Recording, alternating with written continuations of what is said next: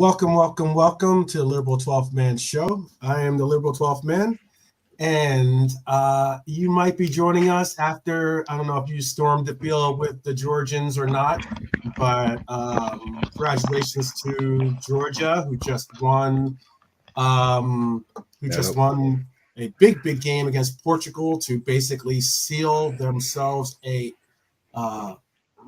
entryway into the next round, of the Euros, something that not many people had them doing, but all the same, they have done that, and congratulations to them. I am joined today by the Irishman, Brian. How are you doing today? Yeah, very well. It's only something that we were talking about at the start of the tournament that we touched on. There are no, there's no whipping boys. There's no really bad teams in this tournament, like the Slovenias and Georgias and Albanias. They're all really strong sides. So that was the one thing that was obvious at the start. There was nobody that was going to be getting beat 5-6-0 every game like you have in the some World Cup groups or Euros back in the day. Well, Right, not so much because it was a smaller competition, but like the likes of Georgia can have these players now, and Albania, they're great players. Well, not great players, but they've really strong squad. Slovenia, Czech Republic. So yeah. Group F has some really strong people in or teams in them because it looks like right now that Turkey is going to win this game, despite the fact that they're not going to win the group, but they are going to end up with the same amount of points as Portugal, which is 6 points in the group. It also means that Georgia, with 4 points, would advance as well as a third place team. You know what's really kind of crazy too about it is they're not going to, so the way that this set is set up, you can get into the next round as a third place team. But there is a group that actually has teams with more points than some of the participants, that are in third place, because Slovenia is going to make it in now too. Looks like it's going to be the Netherlands, Georgia, Slovakia, and Slovenia are the four nations that get in as third place teams. But I believe I want to say, I have a picture invader. I want to say, which group was it? One of these groups had an actual group that had like four teams all on 4 points.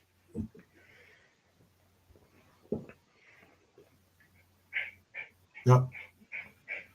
Big up, Richard. How you doing? Good to see you.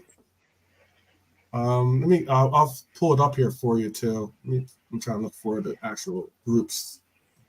It's kind of disappointing that the Turkey. Oh, that's not good. Turkey and Czechoslovakia are kind of, or Czech Republic, excuse me, are ending the way this game is ending because it looks like a red card's just been issued, a yellow card's been issued.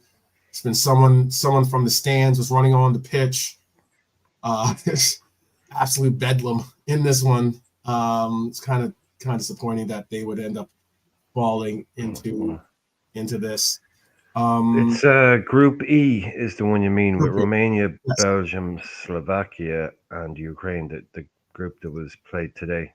They're all on 4 points. 4. Slovakia are on 0 goal difference. Ukraine on -2, so they're dropping out. Yeah. Portugal, Turkey, France, Austria, England, Denmark, Spain, Italy, Germany, Switzerland. Yep. Hi, Bernie, by the way. Hi, Bernie. Yeah, it's unfortunate.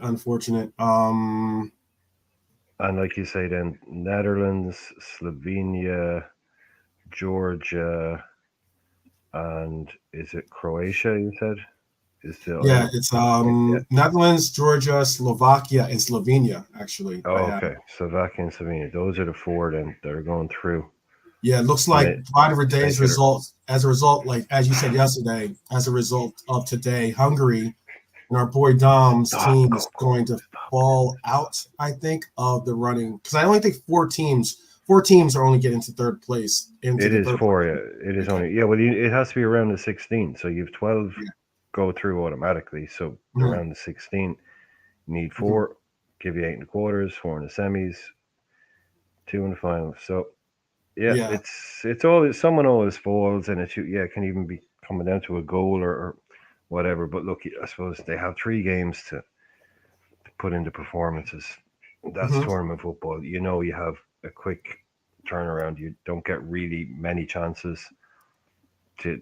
Yeah. So you can't like it's not like obviously it's not like a league season. Well done, Brian. But yeah, if you lose your first game, you're kind of instantly on the back foot, or get a bad result. You only have really one game to try and make it up. So Yeah. yeah, it Yeah. can come down. That's what I like. That's why these things are good. That's why tournament football, international tournament football, is good. It's not about amazing football. It's about sitting there on the end of the day going, oh my God, if this goal goes in, Poland are going home. But if it stays Serbia are going in. All those kind of permutations are what make it what it is for me. I mean, anyway. Mm-hmm. Um, Mm-hmm.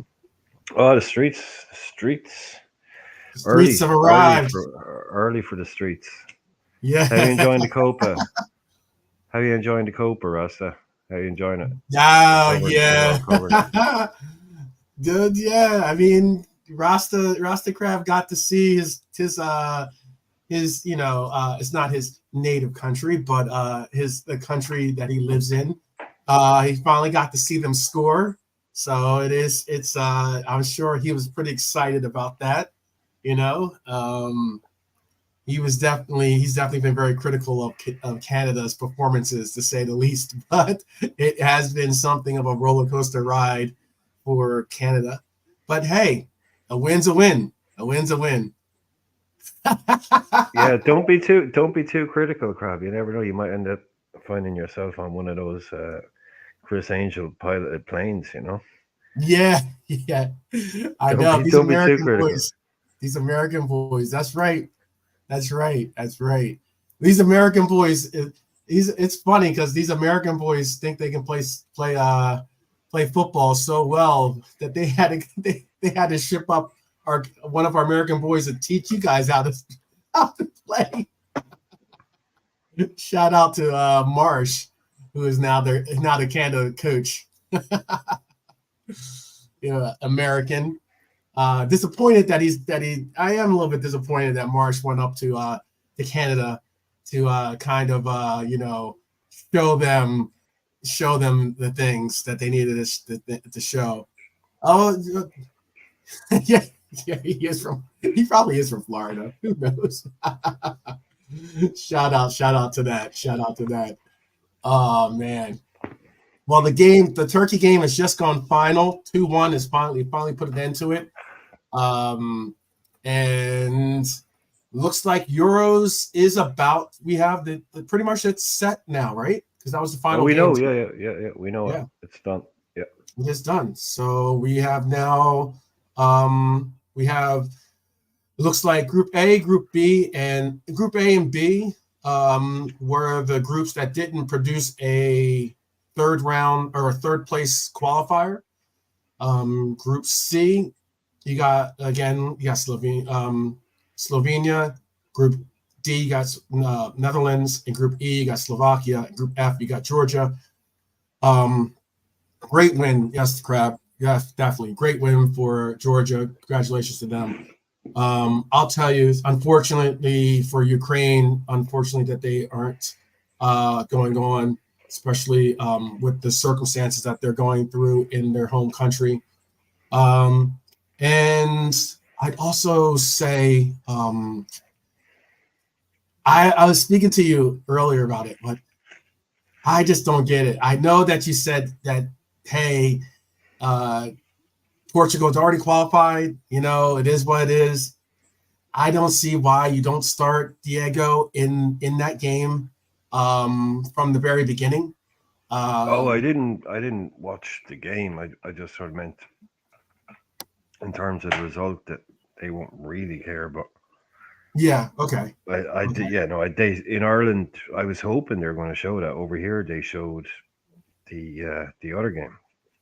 So yeah, and that wasn't really that wasn't great. So yeah, yeah. They had Ronaldo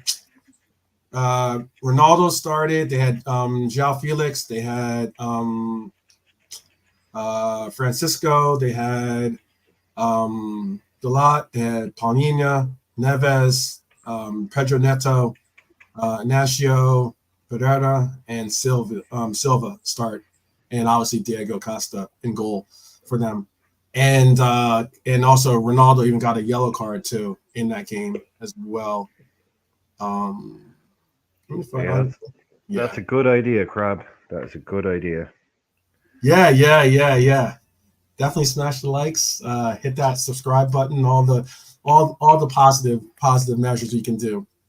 Um, but yes. There's there's we got another on the other side on the other you know in the other part of the hemisphere or the other hemisphere. We got another game. We got some games that are on deck for us on this side of the world or this side of the pond. Um, it should be some decent games today. I think that the games today for Copa are actually this group that is being showcased today is like the weakest group out of all the groups, I think, personally, only because I just think that the teams, it's not that the teams are bad, it's just more like the teams are not at the highest level of their abilities at the moment. That's all, what I mean by that. So yeah, man, We yeah, gotta stream those Island Boys. I yeah. would have thought Reggae that was boys, like Ecuador. I yeah. am going. I'm kind of like I know they're Barbados and all. I know it's the Bajans, but I'm sure you got to give some love to I the think they give some love. I think the Bajans will give some love for Jamaica as being part of their like Caribbean where are possibly. I don't know. Barbados? Are they like are they like 500 or Oh, how far away do from they Jamaica is it? You got to ask no Austin on that. Barbados no where I mean where are they like football team ranking wise are Barbados like are they even a thing or do they have a team? Um, No, yeah, I'm talking about yeah, just ranking wise. I don't know. Like I've never really heard of Barbados playing, but do they get into tournaments ever or anything? Like do they ever get into copas or? Oh, you play on copa. Okay, right. Okay, so you yeah, okay. yeah. Fair enough. You play on cap. Fair enough. Yeah, Okay, fair yeah. I enough. know that's funny too. Yeah, because like let's see. I'll tell you real quick. Actually, where Barbados is ranked right now. Um, Barbados is top 200. They're top 200. They are. I don't even know. I think that's Nepal. Well, that's kind of all the countries. I don't even know these countries. It's what's crazy is when you see countries, When then you like see the everyone's countries in the that are top around them, 200. and you're like, I have no idea what country that is. Yeah, but I mean, They're there's two. 177th. They're 177th, by the way. They're 177th. So Okay, right. Yeah, that's yeah, yeah. Okay. I'm trying to Oh see well, what these maybe one day. Maybe one day. one day, one day. I think who I don't even know who that country is. I know Do this one. you I think have this like one is Nepal. What is what's what the is what's it what? MSR? It's something with the UK. It's probably an island that's represented by like that's a UK island. Because they got the Union Jack in the corner. I think that might MSR. be Montserrat. Montserrat. Oh, it's short. Oh, it's Montserrat. I thought it was MSR. Yeah, no, that's Montserrat shortened. Yeah, Montserrat is another. Yeah, it's where there was the big volcano that went off in Montserrat. It's what about maybe I don't know the 90s. I think maybe was one of the, like Okay. when there's like a huge, like the whole island is just a volcano base, and it went boom. Uh, Okay. yeah, that was I remember that. That's the only Okay. reason anyone Okay. knows about Montserrat because it's like one of the, Mount Vesuvius type jobs. Like the whole thing just went Ah, off, the whole island. well, Yeah, Montserrat is the where thing they is, are. it's active. It is one of those active, like if you want to live on an active volcano, that's what that place basically is. Oh, So oh, yeah, it's one of those tiny little micro states, or yeah, whatever they call them. But okay. Yeah, the because highest like I ranking was only talking to, but highest sorry, I ranking was they've only ever talking. had is Oh, 92nd. 92nd is the highest well, ranking that's they've not ever too got. bad. That's not bad. They They must have broke had a 100. couple. Who like is there a famous Rasta? Is there like obviously Name's everyone has Barbados. like our best ever player. So like who's like the Ronaldo of Barbados? Who's like whatever? Who's that guy? Because there's always a guy, no matter how bad he is or good he is. There's always like, oh, that guy. He was, but I don't definitely know Barbadian or in the Premier League. Mm-hmm. Yeah, Rihanna plays up front as well, does she? Yeah, Yeah, Rihanna. Rihanna can do a job. She can do a Yeah, job in the 10. that's Yeah, right. yeah, okay. Yeah, they are. Barbados is stuck in between Montserrat and Chad. They're the two countries that Yeah, are that they're stuck in the middle with. yeah, So and Chad is basically a failed state. yeah, Well, not that bad. basically, yeah. But Barbadian hey, heritage. Okay, yeah, yeah. hey, Players probably born abroad with Barbadian like grandparents and stuff. Yeah, yeah, probably. Okay, yeah. Oh, probably but so. no Yeah, one from definitely the so. island. Yeah, no one from the island. That makes sense. There's a lot for that. It's that's similar with Jamaica too. Jamaica's got some because Sterling could have played for Jamaica. He decided to play for England. Yeah, well, that's a big thing in England. In the 1950s, a huge amount of people, because Jamaica was governed by England.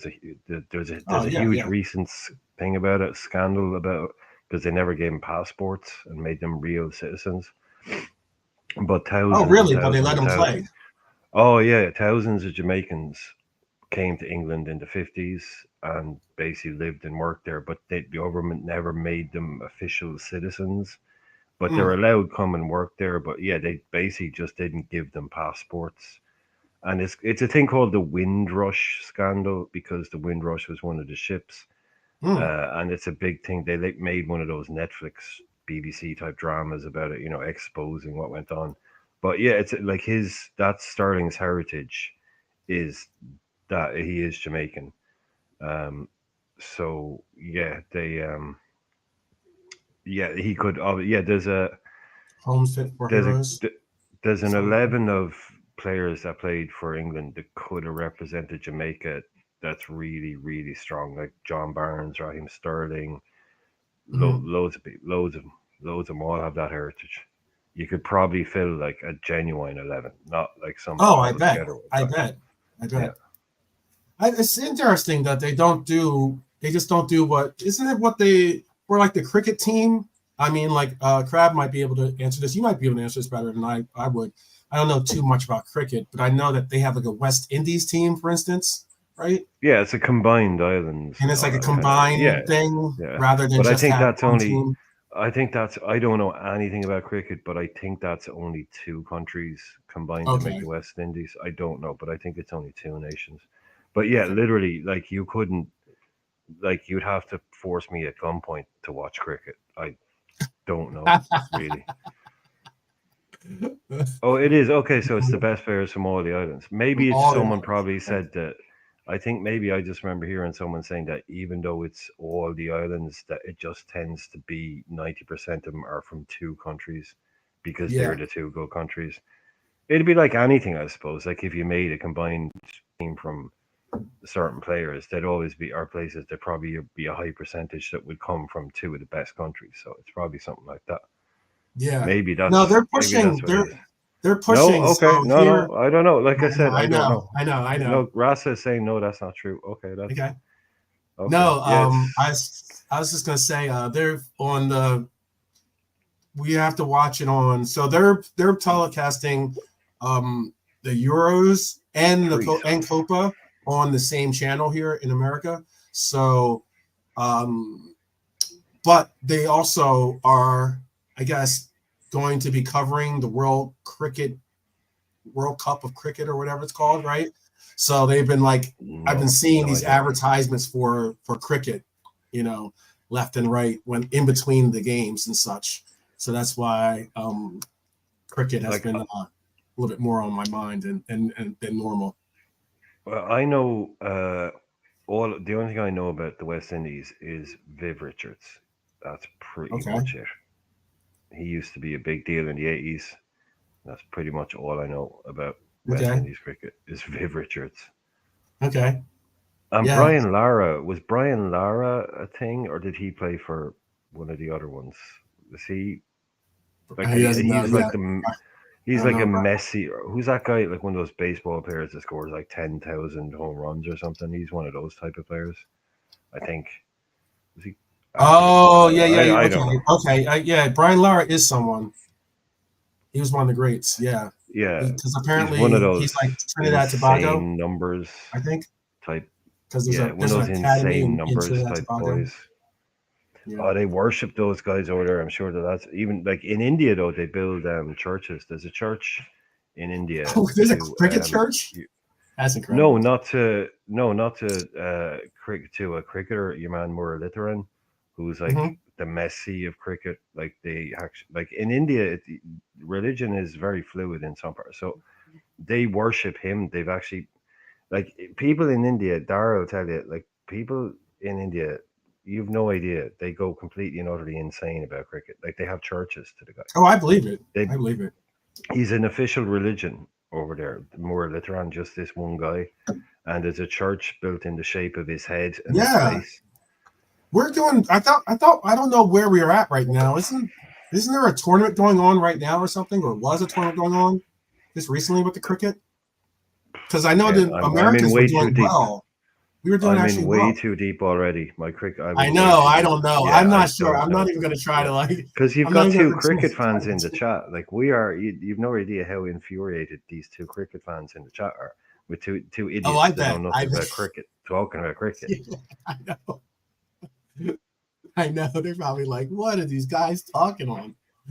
Yeah, Oh man. Um. Yeah, I know about come as on, much Coco, on cricket as I come on. do on probably like pickleball or whatever that new sport's called. Yeah, I know Back in a sec. exactly. Come on. But um. But yeah, yeah. That's that's that's that's a funny thing. Yeah, USA is hitting into cricket though. That's why I was just mentioning it because I know that we recently, I think we beat like a couple. We beat, I think, let's see, I think we beat Pakistan. I want to say, or one of those. We beat some country that's really good at cricket just recently, and it was like a big thing in the cricket world.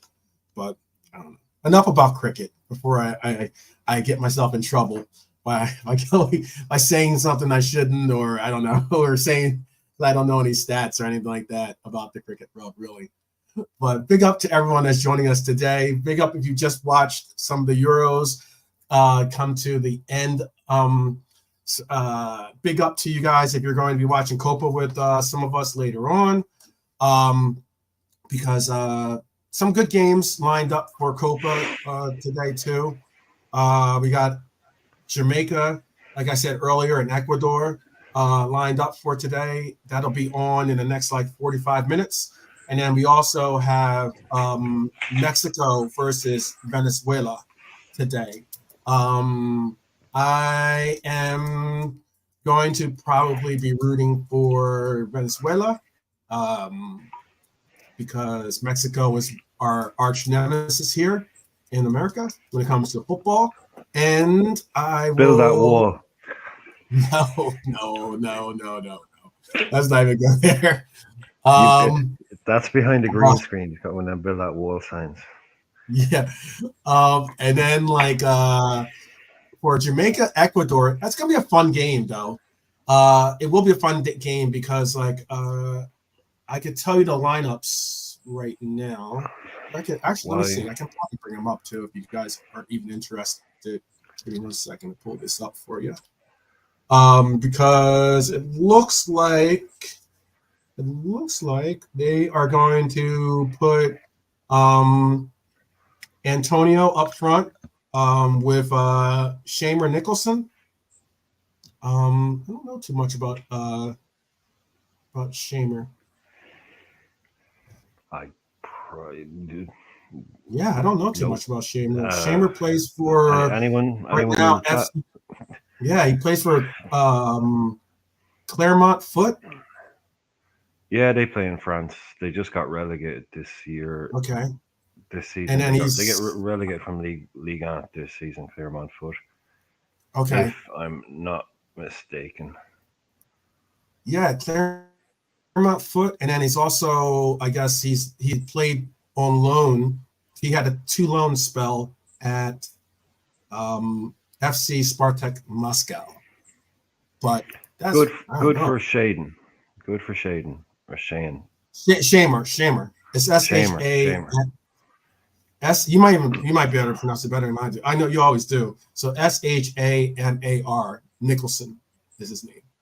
Shamar or Shamer? Shamar. That'd be very much. I'd kind of be looking at the guy going, "How do you pronounce it?" Because yeah, I'd say Shammer or Yeah, but yeah, Shamar. that would be very much. He'd be like, "No, no, it's pronounced Shamer or Yeah, it'd probably be because that could be pronounced kind of anyway. It's not really a name, so to speak. It's just a collection of letters and syllables. We do have, by the way, Rasta, we do have some Mexican Americans that could have played for Mexico, but do play for America. I know that sometimes that's not necessarily, especially with the state of football for Mexico today. I know that's not always looked at too lovingly, to have done. But I mean, they are Americans, so like um, so a lot of there are some players like I know that Ricardo Pepe, I believe could have played for either team. Um, he's the striker, but he's right now he's like the second striker, I guess you could say. He was the starting striker for us, but now that we have Balogun on our team, he's behind Balogun. Um, who else do we have? There's a couple other players that are there too. I'm gonna pull this down too. Let me see. Um, I'll look that up, but I'll look it up for you. There are a couple on there that could be on Team Mexico, but I mean, this is the time. This is a golden. This is the golden team. Golden. This is the golden era of football for North America. And what I mean by that is there's some really good talent on the American team. I think this is one of the this team has possibly the most Americans playing abroad, especially in Europe, and at any time. Canada is witnessing the same in the sense of they have a lot of players playing abroad on their team. Um, a lot of Mexican players don't play abroad in Europe. They tend to play in Mexico because the Mexican League is a top tier league, and they also get paid very well to stay home in Mexico to help, bolster their league. But as of late, there have been more players like your Chicharitos, that have like gone over to Europe, and then now even when they return to America.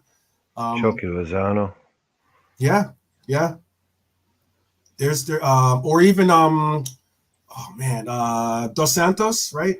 Um, Didn't really work out for Gio. He's rated as one of the great wonder kids of the late kind of the early 2000s, late 2000s. yeah, He went to all the right clubs. He went to Barca, but uh, his kid, he he's was a Gio dos talented. Santos. Yeah, His brother played as well, though. His brother, I've forgotten his name. The brother's first name. I knew it a second ago. Mhm. Um, but he was a serious talent. But he was a real trouble. Like he was. If you never see Gio dos Santos play and say what kind of player was he, just say Coutinho at 18. Like not saying Coutinho the finished article, but that tricky left wing number 10, all the skills, everything. Great. But yeah, he was the next Messi, the next or next, he was the next everything. Pele, Yeah. the next Maradona, that kind of thing. And as usual, those guys. But I thought, yeah, I thought he was great when I watched him a few times. But just He's crazy. Yeah, crazy talent on the ball. yeah, He was one of those dual citizen. He could have played for Brazil too. Yeah, yeah, Mexican and he's. he has Mexican and Brazilian parents. Yeah, Oh wait, yeah, there you go. I see There. Dar. Yeah, I see Dar. Yeah, about Home Fit for Heroes. But yeah, So yeah, yeah, it no. was like I said, they come to rebuild the country in the 50s, and then weren't really given the paper. You know, the kind of they were never officially fully recognized as British citizens, kind of thing, and Mhm, they'd done so much to help. It became, like I said, a big thing called the Windrush scandal, which anyone in England would probably know a lot more. Again, I'm a little bit out of my depth on it, but I just know that I didn't watch the thing, but I know the skim read version of the facts. So mhm, again, that's something we should probably do just for a little bit of fun. mhm. Would be to put together a Jamaican team or something like that, and Ha! put a few of them I together and guess. see. Yeah, Yeah, yeah. yeah. I guess Jamaica. They actually. I'm trying to think. They knocked us out of something. A They little while used to back. be kind of okay. Like, but do you remember when I don't know? I know it wasn't really serious, but when there was talk of like Usain Bolt, I mean that was a cringe. Oh, Hussein Like Bolt. Yeah, yeah. when That he was tried to that was a become a PR thing. footballer, Yeah, that was yeah, yeah, yeah. no man, no. Like I saw him play in one of those like charity soccer AM match they have every year. You know those charity celebrity football games they have. Yeah, And I yeah. saw him in I think that. it was. Yeah, they probably just as Dara just said. They have probably bigger press for their bobsled team Oh, than they did for their Jamaican football team. Unfortunately, um, what a great movie, movie! by the way. What Great a movie. it's a brilliant, absolutely yeah. That is a classic, an all-time classic. Yeah, Cool Runnings. That movie helped promote not only promote but actually fund their efforts too. And they got back there again recently, I believe. Maybe not the last Winter Olympics, but definitely within the last 10 years, Well, you because would there think was that you lots of would be able to put something together, despite I understand that there's a difficult. It's not. It'll be difficult to get the practice facilities all for what you would all need to comes down to be. funding. Yeah, Always comes down to funding. And if all yeah, of a sudden someone decides we're pulling the funding on this because we've had a hurricane and we've had this, we've had that, you hmm can imagine those kind of things. They were, like you said, that movie helped fund it. So it hmm was about fun. Like, I mean, just the idea of it. I mean, it wasn't funny. It was like they weren't a joke, no, but but the way the movie, like, I suppose if we were to watch that movie right now, actually, I don't know, it might be a little bit problematic, but hmm in a kind-hearted way. But they had to kind of dress it up as, oh, what's the funniest thing you ever heard? A West or a Jamaican bobsleigh team. That's hmm ridiculous. That's, well, who hmm would ever think something like that? And oh yeah, they're going to the Olympics. I mean, if yeah. you'd kind of made it up as 2014, by the way, 2014 is when they they got they back there, was it? yeah when they Cool. got back. Yeah. Sochi, was that Sochi in Russia? hmm Was Uh, it? think. Let me see. I'm just seeing here. It says modern day Jamaica qualified for the 2014 Winter Olympic Games because they're lacking funds. But within 2 days, the cryptocurrency Dogecoin community raised on the team's behalf 30,000 of the approximately 40,000, and an online campaign was set up seeking the additional 80,000 through the crowdfunding platform Tilt, and they received it because that movie was 1988. I mean, that's a long. Yeah, it says 1988 was when that was a long time ago. It, It's that it long is. ago. Yeah, Yeah. yeah, yeah. 1988 Olympics is last time they were there. I know some of those Jamaicans were probably like, so this is what snow looks like, huh? Because I don't think you're seeing snow too often in Jamaica. Oh yeah, and definitely R.I.P. to the big man John Candy. Yes, certainly, certainly. 12 man won't know who Eddie the Eagle is. Don't be silly. Don't be silly, Dara. He's not as old as us. He's not, Eddie the Eagle. Eddie the Eagle. Um, He was kind of an individual version of that. He did the thing where they go down the big long slope and they shoot off. oh it at yeah, the end? He does Yeah. the long jump, right? The Is that what they ski call long it? jump. Ski, yeah. The really kind of the kind of cool looking one. They shoot down the big thing and they just Oh fly off yeah, in the air. Yeah, I think long jump, whatever. Yeah, ski jump, right? yeah. And he did that, and it was very similar to that because basically, yeah, in England there is nowhere to practice that, but they had Oh, started and there's building probably these Austrians and like indoor. No, like they those start. Yeah, those those kind of indoor countries. ones you have now. Mm-hmm, You can go indoor yeah, skiing yeah. in freaking Dubai and stuff, right? I But mean, back you can in the go day, indoor skydiving now. So, I yeah, mean, yeah. yeah. But they had it in England. They made them like with these really thick kind of rope netting things where you could fly down, so it kind of simulated it. But yeah, he was like practicing on this really janky equipment, and the idea that he got there was just kind of again, it was kind of like seen as a bit of a joke. But yeah, and he was a bit of an oddball as well. Mm-hmm, mm-hmm. But Dara, I know nobody else will get this reference, but the best. He's had it like he's come back like all those people who become cringe after they become famous. Mm-hmm. Everyone after a while is like, oh, he was so cringe, and eventually they become kind of cool and loved again. So he's got back to that cool and loved again kind of stage. But the best reference I ever heard to him, Dara, this is for Dara, was it was an episode of Crime Watch, which I remember. It's like from like way back in like the early '90s and stuff, and they did this whole really serious case about again like certain things that a guy was doing to certain women, and he was a real horrible guy. And the final kind of comment that they did on it was like, oh, and the witness said that he bore remarkable resemblance to Eddie the Eagle Edwards. And then he Oh, just that's cut horrible. to this other thing. It was just Yeah, like, that's not what geez, you wanted dude, to. Yeah, Eddie's yeah. catching strays over here. No, no, no, no, no. That's some serious strays, Yeah, man. it was like, wow. It was just like they shown this big case about this real horrible dude. And Eddie's probably sitting at home Yeah, going, oh, that's awful. That's awful. Whatever happened to that? Because it's like the biggest show. It's this live kind of catch criminals type show. And yeah, that was kind of like the payoff line at the end of it. It's just so funny. It's just like like what did Eddie do to deserve that? Like,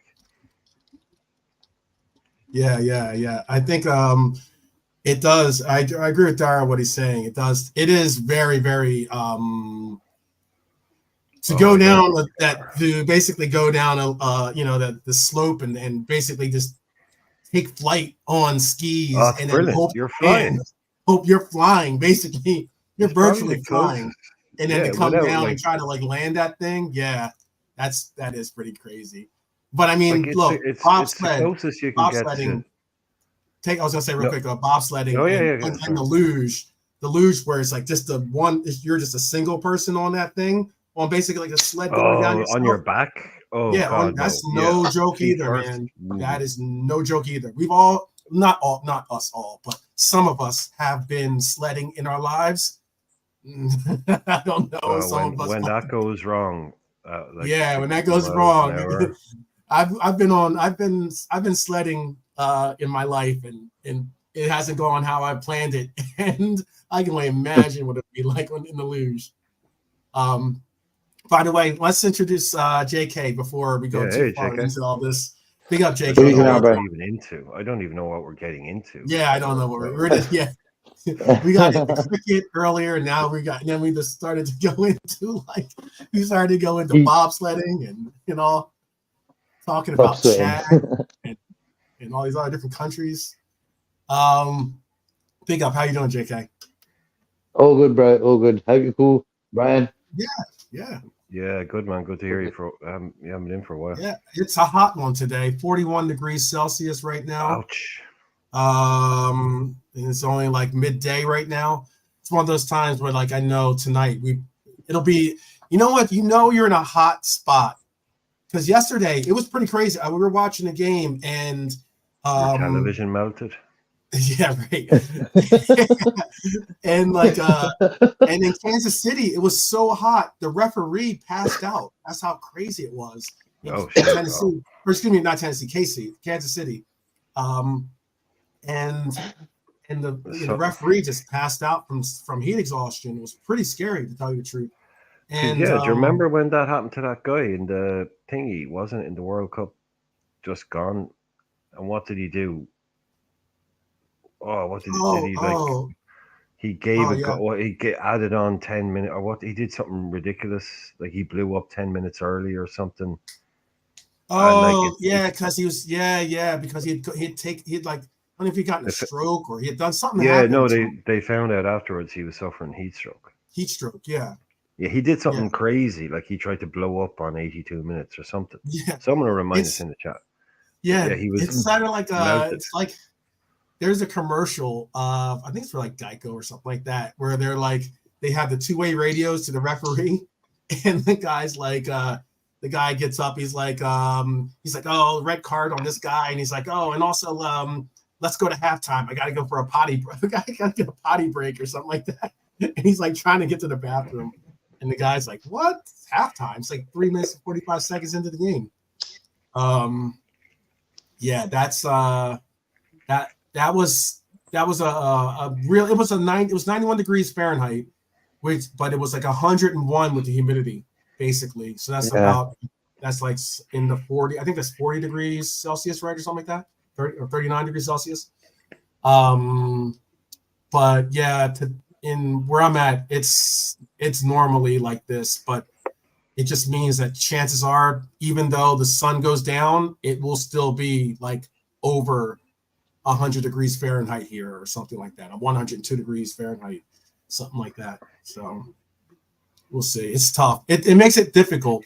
There used to be, I don't know if there's a law. I mean, Dara might be able to answer this better, but there used to be, I think, maybe this is like folklore type law here, but it used to be that you couldn't play, for instance, you couldn't play basketball or play outdoor sports during the summer days here, just because like of the heat, and like so even though you might want to go shoot hoops in the daytime or something like that, you weren't allowed to because it was just like precautionary type thing. That's what I was told when I originally moved here. But again, Dara knows the law better than I do, so he might be able to answer that better. Pretty wild. I got on the screen here, I'm going to bring this up too. I got on the screen here, this is basically the lineup for the Ecuador and Jamaica matchup. Again, it's showing the lineup that they have. A lot of players that, I mean, I know Bobby De Cordova Reed. I know I've seen him play before. Fulham, doesn't he? What's that? Yes, he plays for Fulham. Yep. Fulham, yeah. Yep.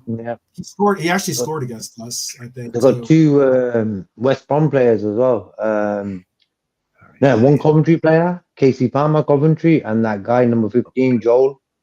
He plays for West Brom. Okay. Was he played for Coventry as well? I think they both play for Coventry. Yeah.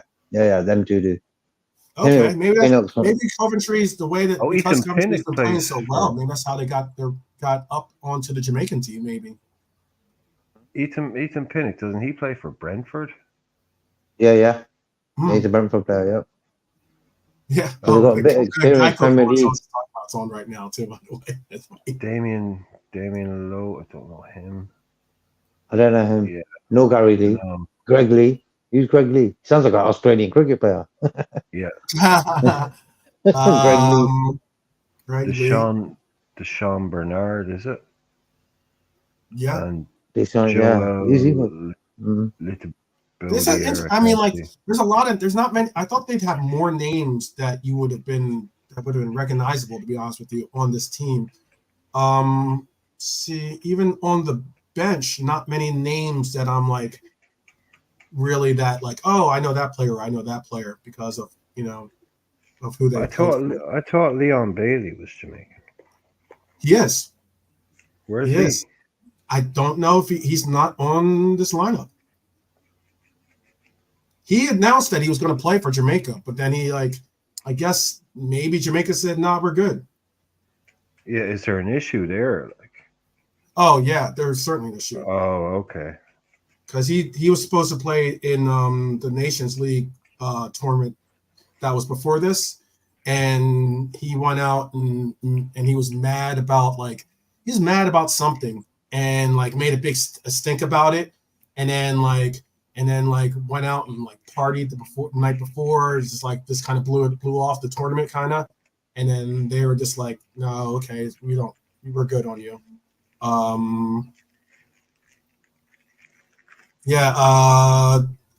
Greg Lee plays for Oxford United.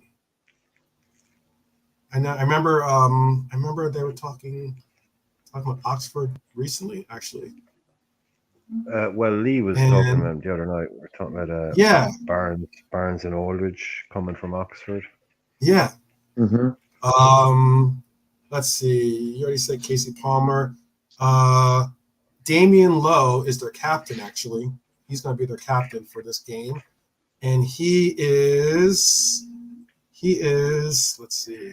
Oh, okay. Damian Lowe plays in America for MLS. He actually plays for Philadelphia Union. Interesting. Played for Inter Miami the year before. Not with Messi, though. He played the year before that with Inter Miami before. Dexter Lambisca.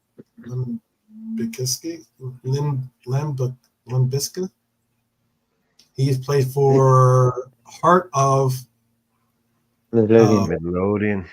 Yes, he's on loan there. He was with Rotherham United before that. Okay. I mean, it's just a who's are those who. I guess those are. I don't know if those are powerhouses or not, but okay. You got some players who sound Irish, some players who sound German. They got mixed. Yeah. Damian Lee. Yeah, sounds Irish. Deshaun Bernard plays for. I'd have heard of Sheffield Wednesday. Casey Palmer sounds American. Casey Palmer. Yeah, American. that does sound heck of proper American. He's actually good on the ball. Like I've seen him play a few times, and on the ball he's pretty good. Yeah, what'd you say, Ethan Pinnock? He plays for Brentford. Yeah. Mm-hmm. And then and he plays as well. Yeah, he actually plays for every game. He's a regular, he's not some random dude. He actually gets every game pretty much. Mm-hmm. Wow. Okay. So who's real quick. I'm sorry. I just wanted to give a shout out to Jamali Wait. Big up to you, brother. 25 years old, 6 foot tall, Jamaican. Is hailing from, was recently on the Pittsburgh Riverhounds, and now is on the football royalty over here. But, I mean, JK, come on. And now is this is just El Paso. It's El Paso Locomotive FC. Oh, Big Jesus Christ! Oh my! Sounds like a car garage. To you. No, sounds like a car garage football team, man. Yeah. Mexican car garage again. Who was that first team you said? Who was that first team you said again? It was the Pittsburgh. Oh, let me make sure. Riverhounds, I want to say. Oh yeah, the Riverhounds. Okay, so he went from the Riverhounds to the Locomotives. Is that it? Yeah, let me double check. Wait, no, I don't want to. I don't want to, disrespect. And he had a good game, by the way, against Mexico. He did have a good game against Mexico. Cool. But he went, let me show. He went from the Pittsburgh Riverhounds to the El Paso Locomotive FC. I'm putting that Mexican car garage. Yes. Yeah. I'm putting that in the quiz. Yeah. Yeah, Yeah, that's got to be in the quiz somewhere. somewhere. Yeah, no. Yeah, Bernie's got it correct. She's like, can you imagine getting that print on the shirt? You'd run out of space. I know. That's a lot. I don't even know how. That'd be like it'd be fine print. Wow. But big up. Whichever way, however you got to find your way to the levels that you find yourself at, which is like at the National League level. Keep pursuing your dream out there. That's the basic of why I want to make sure I definitely represented this club right and properly. Cool.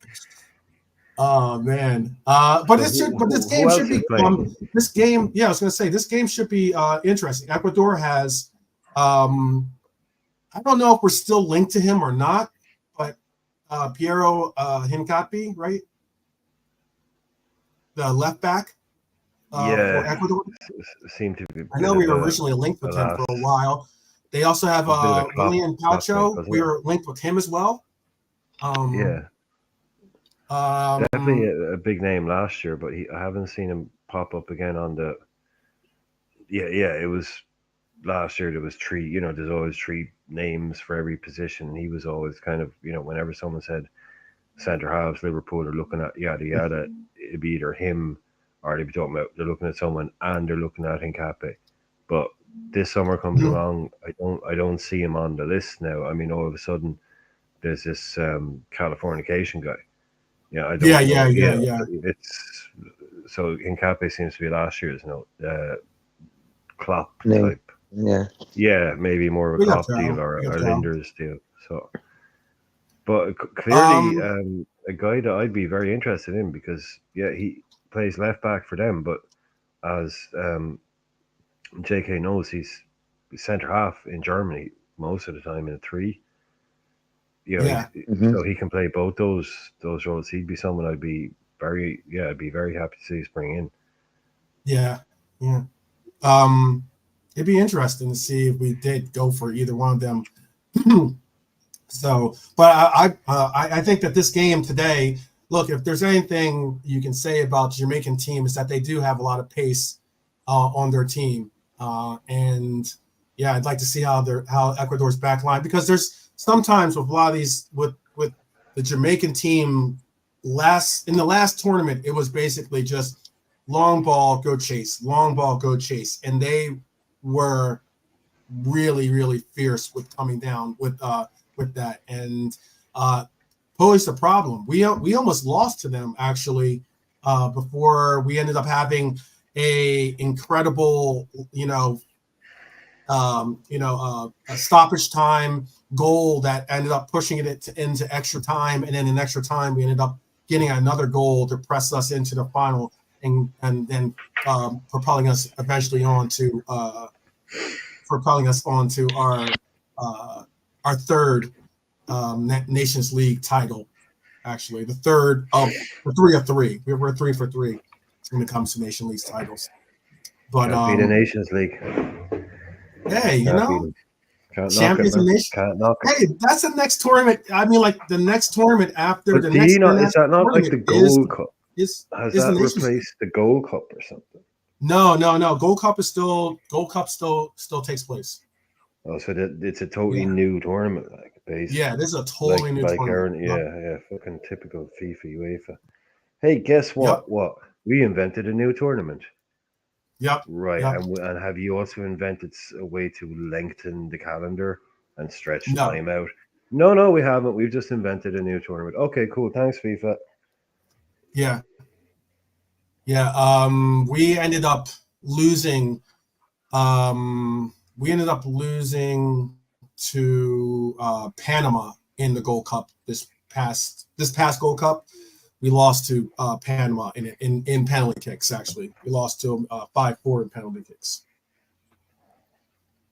So, kind of fun too. Fun note: we did beat Canada in penalty kicks to make it to that semifinal at Gold Cup. By the way, Take that. Just in case. Hoosiers. Hoosiers aren't Canadian, are they? Hoosiers are like the Americans that live up near Canada. No, Hoosiers are Yeah, Oh, take yeah, that, Hoosiers. Canucks. Yeah, You take that, goddamn Canucks. Yeah, Canucks. What's a yeah. Canuck? Hoosiers is excuse me, football. That's basketball.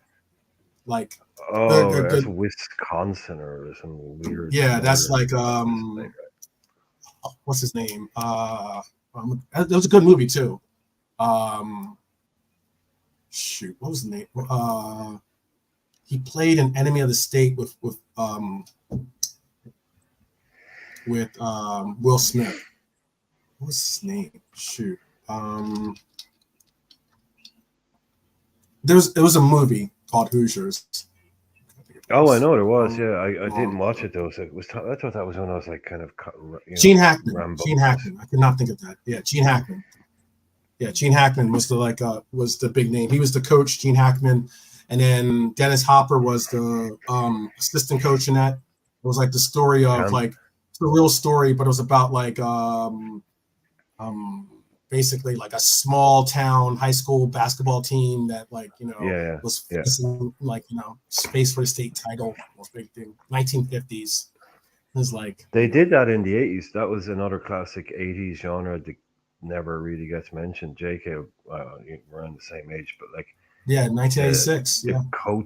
The classic Coach movie, like Gene Hackman. Oh yeah, that was what you're talking about. The Coach movie, like there was plenty of those kind of movies that came out where it was like coaching a college basketball team, not like pro. It was always college basketball or something. There was loads of these. All of a sudden, like Samuel L. Jackson did one too called Coach Carter, 2005. Yeah, Coach Carter was a bit weird, wasn't it? Yeah, and then they did. But what was the other one Hackman did? It was way earlier than that, I thought, than Hoosiers. Or maybe it is Hoosiers. I'm thinking of. I think it's Hoosiers because I remember Gene Hackman and I'd have to look it up. Here. What was the big one that ruined it all, though? There's always a big one that ruined it all. Freaking Tom Hanks and Madonna. They just ended it all. No one wanted to make him again after that because it was so bad. Tom Hanks and Madonna? Yeah, the baseball one where he takes over the girl. Oh no, that was a League of Their Own. A League of Their Own. Yeah. That was a huge hit. Yeah. Yeah, it was a hit, but it wasn't very popular, and with it kind of killed the genre. It was the movie that kind of. Oh, I don't know. I didn't know that. Yeah, I don't know. Yeah, there was no more real Coach movies out other than pretty much you had to wait until Any Given Sunday. Because now you see the problem is there's no point. There's no crying in baseball. Sorry, but there's no point making that, or there's no point making these things because you can just do real life documentaries with the actual real teams, and people just way prefer that, like the actual real stuff, like all those behind the scenes docs. There's no point trying to like make an Any Given Sunday now and recreate the whole what it's actually like in the NFL. Just watch it. I don't know. I don't think Harrison Ford did one, by the way. I had to look for that one. Harrison Ford. I don't know if he did one. A Coach movie. I don't remember being a coach. No. Don't remember. I don't remember Harrison Ford doing a basketball movie.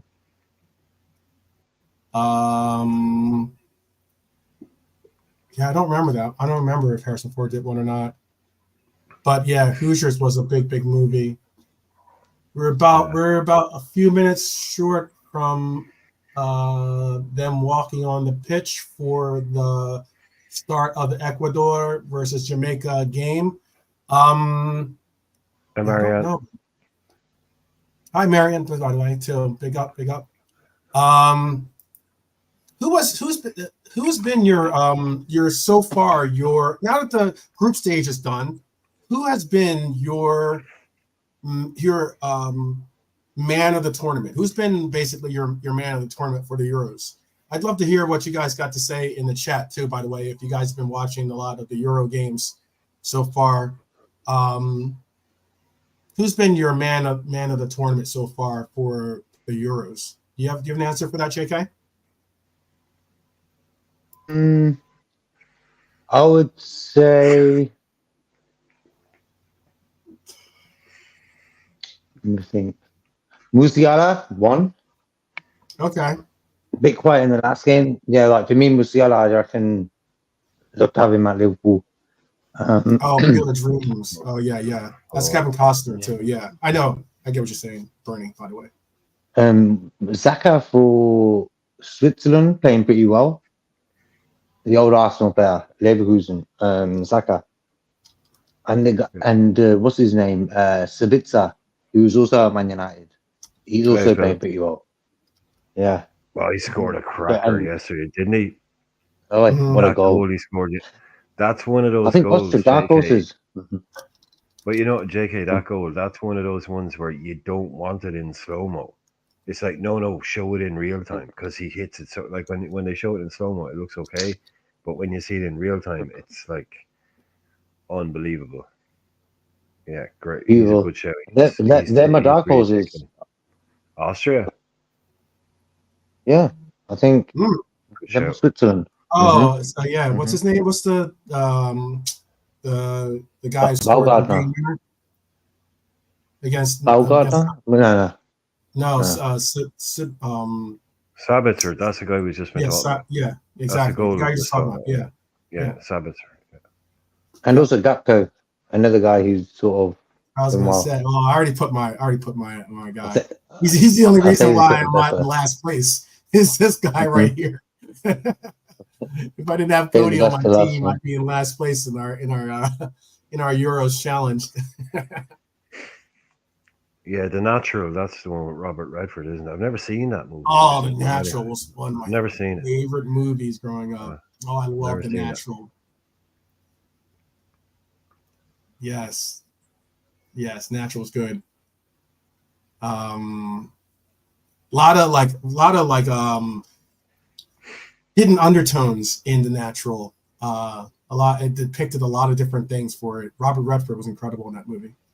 But wasn't he like 46 playing a 20-year-old guy or something? I don't know if he's playing a 20-year-old guy. I think he was playing someone like way younger than who. He's certainly way younger than he was supposed to be. Yeah.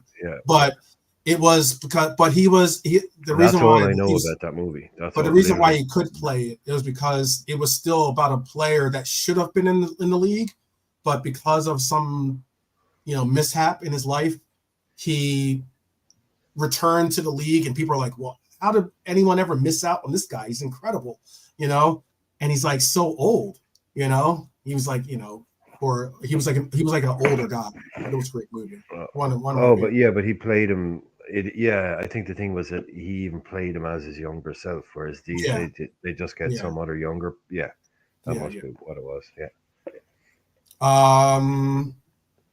Who was yours? Who was yours? Your choice. I saw in the chat. Marion has KK for Georgia.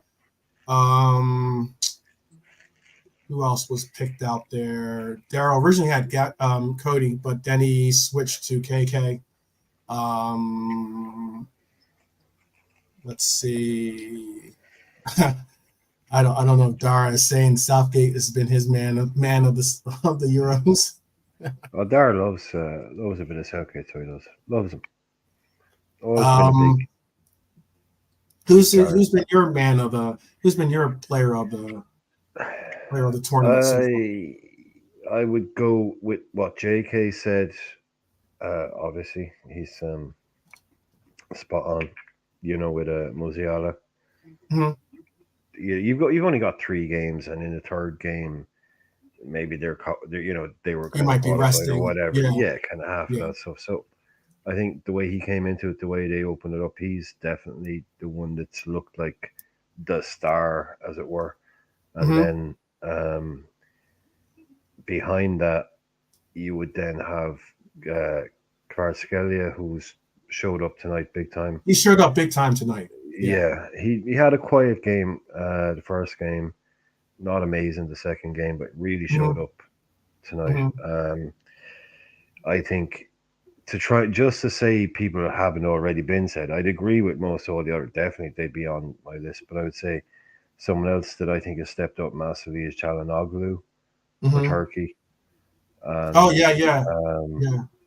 Or Arda, right?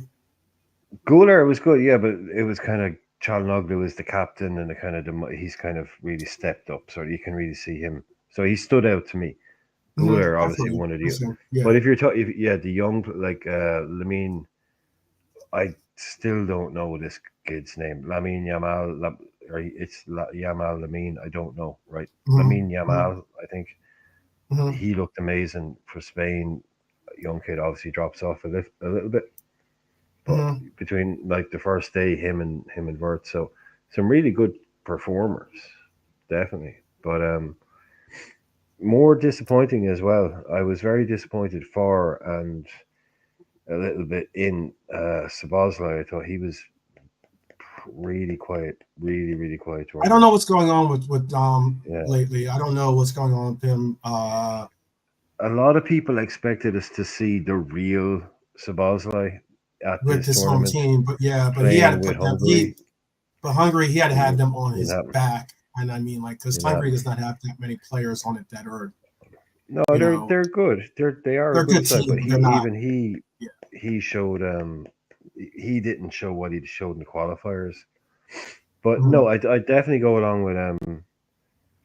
with having Cody Gakpo up there as well. But Holland, they weren't great in the last game. You know, and they relied on Weghorst now a couple of times. Oh, I know. I got crushed because I had that was my goalkeeper. But yeah. Oh, I know. I don't like the Dutch as a side. They're not going far. They're playing France now. I get it. I get you. They should be France should beat them. France have been terrible. They scored an own goal and a penalty. That's it in the group stage. They've been awful. But you'd have to say they're going to beat the Dutch. So they messed that up. Romania. No, they got Romania next. The Dutch. Oh, sorry, do they? Oh, that changed. Right, that changed. Oh, okay, so that's because of the some of the. Oh, sorry, it's Belgium. Belgium have France. Yeah, sorry, France Belgium have France. Belgium have France, not the Dutch. Yeah, sorry, Belgium have France. Because they didn't win today. If they'd won today, they wouldn't have had France. Yeah, like they qualified at 0-0. They were qualified. Yeah, but one of the lads on Irish commentary was giving out about not going for it. Yeah, they were having an argument about it, and one was saying, "Well, they're qualified," but the other one was going, "Yeah, but they're going to play France now. If they tried to go and win the game, they wouldn't be playing France." You know, and the other goes, "Oh, they might get caught on the break or whatever." He's like, "Well, now they've got to play the French." So, yeah. What else is that? There was some other news that hit today too. Well, let me give a shout out first off. Today marks the day that we signed this young man to our team years ago. I think of the actual date that we did. Oh, bloody hell. Glenn Johnson. Yeah. Glenn Johnson, yep. What was the exact date? But I did see that was today was the day that we actually did sign him. He's around 2008 or something, isn't he? Something like that. Johnson? No, he's earlier than that, I think, too. We signed him with 16 million quid we paid for him. So a lot of money from Portsmouth. What's that? 07? Maybe? I'll double check here. Let me double check. I'm trying to think. We signed him in 2000. Signed 2009. 2009. All right, later than okay. Yeah. Well, 2009 it was for the 2009-2010. We signed him in January, February, March, April, May, June. So June 26th. Great player, JK, wasn't he? Glenn Johnson. Yeah, top player. Always liked him. Signed from kind of a real early, kind of. Look, he never quite made that elite level, but if you wanted an attacking right back, he could do everything. He had the he could definitely do it. Yeah. Kind of Kyle Walker-y, had great recovery. I was going to say Joe Gomez. Oh, But a okay. lot more attack. No, way more attack minded than Joe Gomez. Yeah, Yeah. real Mhm. natural. Oh yeah, certainly. I would Attacking. say that he has more. Yeah. Yeah, he has more of an attack feature than him. But I just meant like, yeah, he was. Well, He was for some reason that's more. who I think of. I mean, I don't think of like Klein or something like that, who played for us in the right back type deal. I kind of think him Um, like a Trippier or something. Oh, hey, Pinto. Pinto Hurry. That's a new name to me. Hello, Pinto. hey Pinto, big up, big up. Um, yeah, he debuted with us in August 19th of 2009, and scored his last goal in 2014 for us. So, but he had a good run with us. Definitely good run. Um, Yeah, also, he was like, but you have to remember, like, also 16 million pounds in 2009. yeah, Very yeah. few players I think it was cost 17 more than actually. 16. 17, very few cost more than that in Mhm. 2009. Mm-hmm. And Mm-hmm. Right. for a Yeah. club like Liverpool to go out and spend that on a guy who, as good as he might be, Yeah. is just an attacking right back. You know, if Seventeen you point need five one, million pounds. Well, 17.5 yeah, million. So yeah, that's a lot. In 2009, yeah. that's a lot. In 2000, Yeah. in that today's money, if you're going to go and apply football specific inflation to a Mhm. 17 million fee in '09, you're coming out around the 50 million, 55 million mark. That's what Yeah. you're talking about spent. That was a huge, and it was kind of like, could we not spend that on a striker or something? It was a bit like that, Right. but it was an unusually high fee, I thought, for us to pay Yeah. at the Yeah. time. I thought it was like, oh, okay, Another we Chelsea can loanee, another Chelsea Chelsea boy, yeah, Chelsea Chelsea boy, boy. yeah, yeah. Because I mean, he played for West Ham and Millwall before that, but Chelsea London had boy. him and then loaned him out, and it's another player that Chelsea gave up on. Chelsea and their loan projects are incredible, man. Absolutely incredible. The names. Well, he played a lot for Chelsea. Well, a lot, I'd say. He Mm-hmm. did get games for Chelsea. He wasn't one of those guys that disappeared out of the academy. So Mm-hmm. he had pedigree. That's why he got his Portsmouth move. But you Mm-hmm. can see, yeah, we again, just when you look back, it was a big it was a big fee for a right back. It just always No, it was. It was. It it always was. surprised me that we spent that money. And evening Haylor, good to see And I you. mean, that's not bad money that Chelsea collected, considering that this was someone that they put out on loan originally. Oh no, we bought him from Portsmouth direct. I think they bought him from Chelsea. I think, hadn't they, at that stage? Probably for Mhm. about 7 million or something. But Chelsea would have been due a chunk on that. Yeah, yeah. Um, Also, I wanted to show this picture just because I think it's a cool picture, especially since yesterday.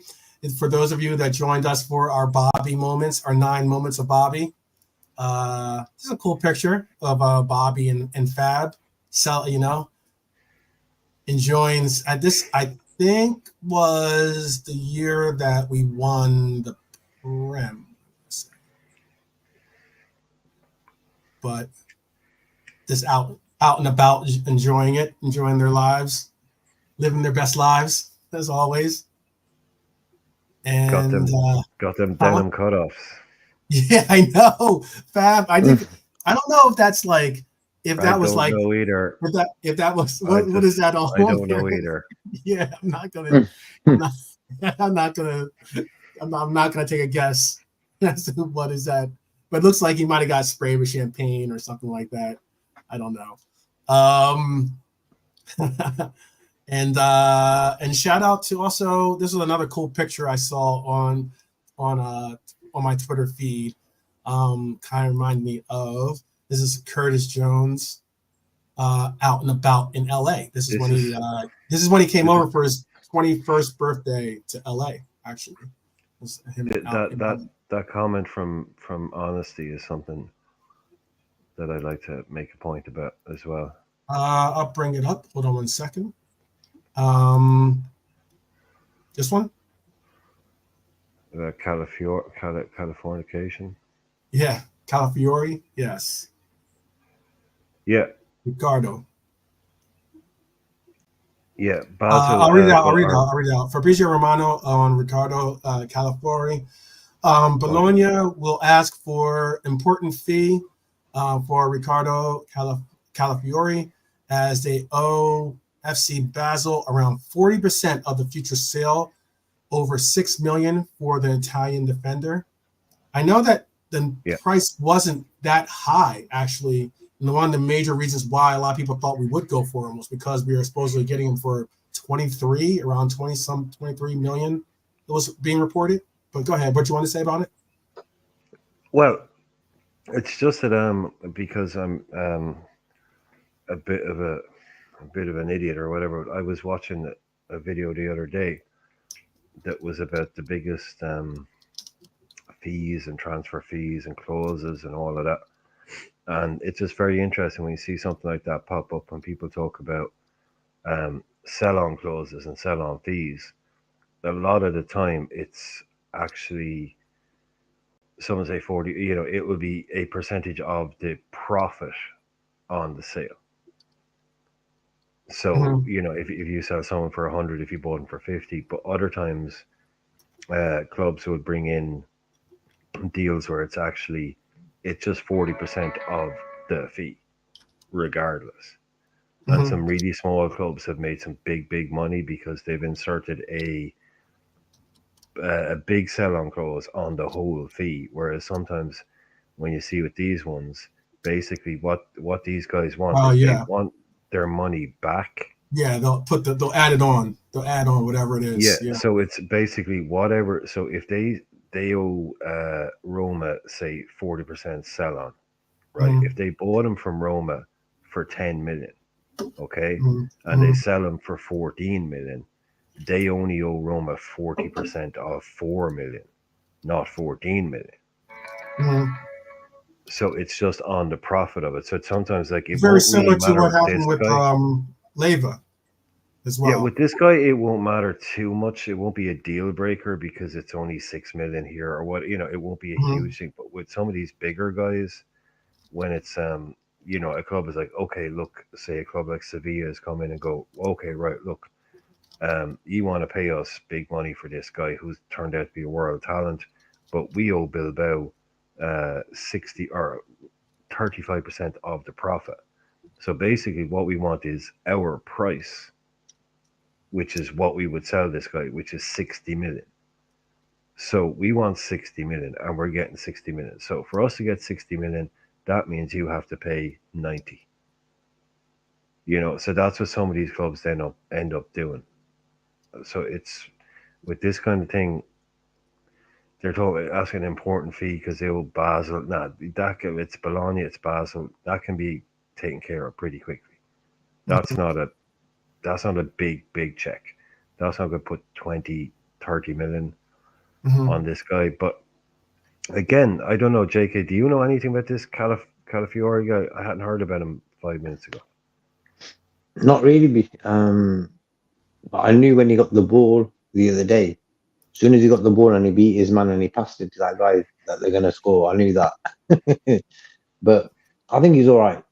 Bring him in, see what he can do. Depends on the fee because there's not a lot of centre backs you can choose. That's the thing right now in football. There's a lot like maybe it's the handful you can just choose from. Most of them already at Mhm. clubs as well. But this guy looks okay. Oh, goal by the Yeah, way. I literally know nothing about him. I mean, Holy crap! I know Ecuador. as much about him as I know about the Cricket World Cup. Okay. Goal for Ecuador.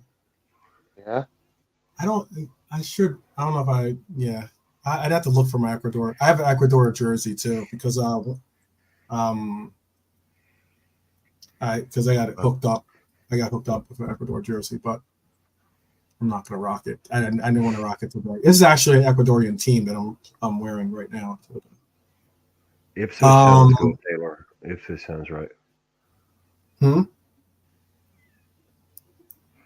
What was that? Taylor is just saying Cardiff interest in Nat Phillips, but they have a problem getting the 8 million. I'll bet Cardiff have a problem getting 8 million for a centre half. Ipswich and Mainz. Ipswich sounds about right to me. Mm-hmm. Mhm.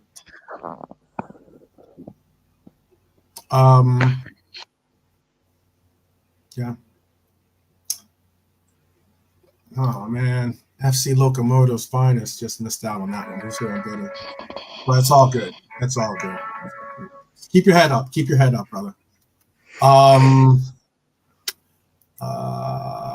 That was my question, Mark. Also, if anybody has watched him play for more than, not St. Jacob, More like than what we've seen so far. a Yeah. few minutes, how would you, what would you compare him to? What type of defender is? And so Mark is saying Hansen and Agger, so that to me says That's clearly high he's praise. but he's a ball playing defender, is what they're saying. Mhm, He's not mhm. a Vidic, he's not a John Terry, he's not a he's obviously a ball player. So Mhm. Mm-hmm.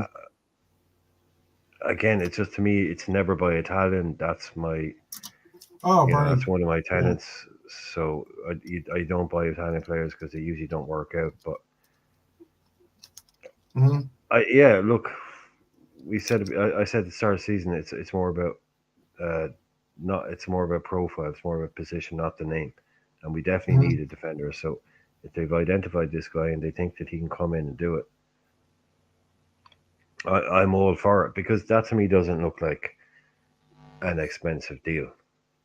It's not. Yeah. It's a steal of a deal if it's 20-some million dollars for a player that we're looking at being, a potential starter, if not someone that could really, How fill old in. is he? I'd imagine he's quite young. Yeah, He's 23 young. or something like that. He's under 20, he's under 24 years old. I know that for a fact, but but he's not like 18. Like he's not a Yarrow type. He's at that age bracket that I closer to more like that 23, 24.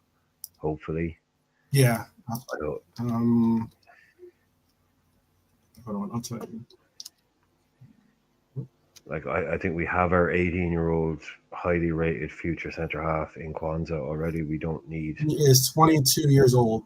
He's May 19th, 2002 is when he was born. So he Okay. just turned 22. Okay. Mm-hmm. Yeah. So Good Six age. foot Good two, age. 22-year-old Italian. Looks A little Italian. difficult with Italian players because it's sounds a matter Italian. of like them Yeah. Big committing time. to a life in England is not the easiest Yeah. to do. At that young That's age, yeah. especially, that's the Maybe you will risk change for that. me. Mm-hmm. Yeah, You can Richard come in says and change that. Yeah. Mm-hmm. Italian No players other don't do Italian good with players. Prem. Only Zola, Viala, and Jorginho have really done really well as of late, whereas namely wise. Yeah, like It's tough. Ravanelli, and as I've said this before, this has always been my thing. Never by Italian, but obviously it's not a broad stroke. There are obviously exceptions, Mm-hmm. but those exceptions are Yeah, always I without mean, fail if you older want players a that were Ferrari or a signed, Lamborghini, then you can but buy they it. were signed by London clubs. They were always signed by London clubs. That's when they Mm-hmm. did well. Zola at Chelsea, Right. Vialli at Chelsea, Jorginho, Arsenal, Chelsea. Mm-hmm. The other one everyone forgets about, Paolo Di Canio, but he was a total maverick. This is Yeah. what I'm saying. Like Mm-hmm. the, No. the Yeah, typical Italian. Balotelli. Yeah, these guys weren't typical Italian players. They were not typical Italian people. They were prepared to go abroad and try something different. Like Mm-hmm. Ravanelli went to Middlesbrough and, you know, he scored a bucket load. He couldn't wait to get out there, obviously, because JK, I'm sure you've probably seen Middlesbrough. I Mm-hmm. mean, they were paying him like 40 grand a week. He's like, yeah, I don't care. It's Middlesbrough. I want to go back to Turin. Mm-hmm. And I'll stay in. This place is grim. I'm out. Scored a bucket load of goals that season. But that's all in the 90s, and most of them played for London clubs. I wonder if this comment by Hylor, he says Cardiff is very interested in buying Nat Phillips, but have a problem paying the £8 million that LFC wants for him. Ipswich and Mainz are among the clubs also interested in a potential deal. I wonder if that would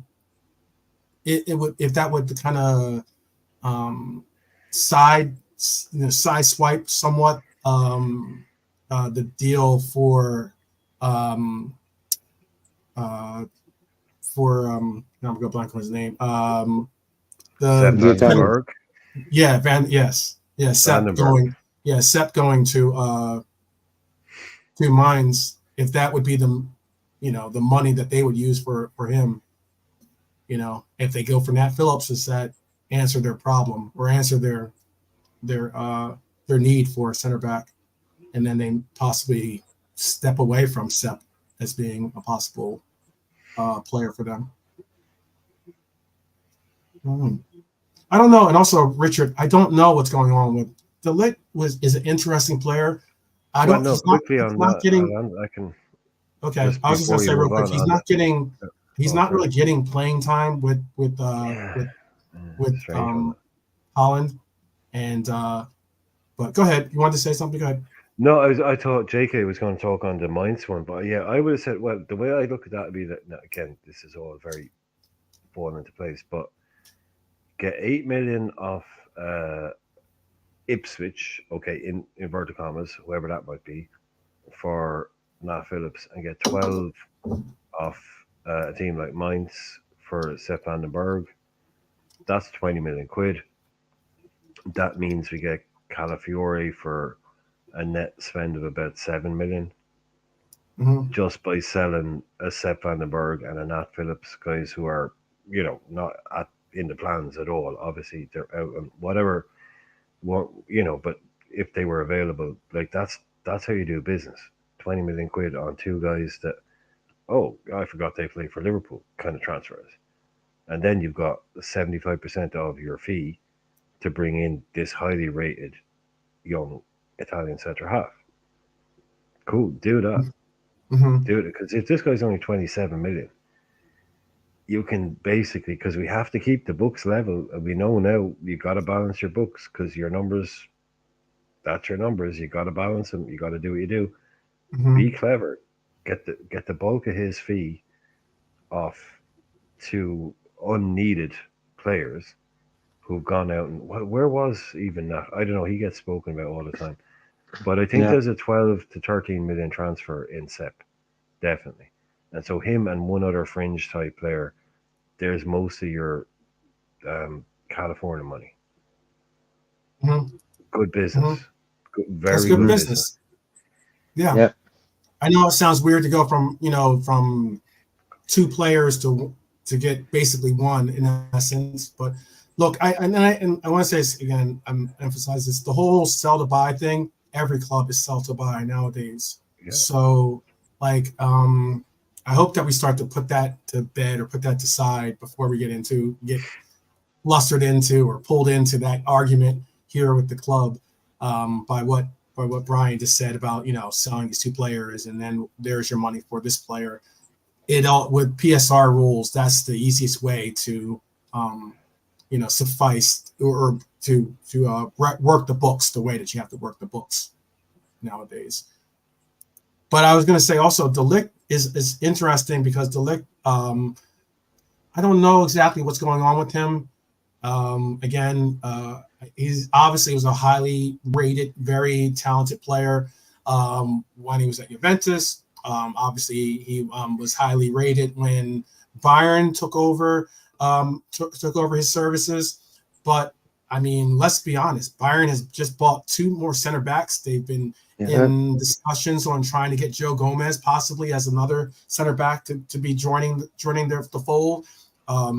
It's like they have already made some big name acquisitions before that with bringing in Kim earlier the year before that.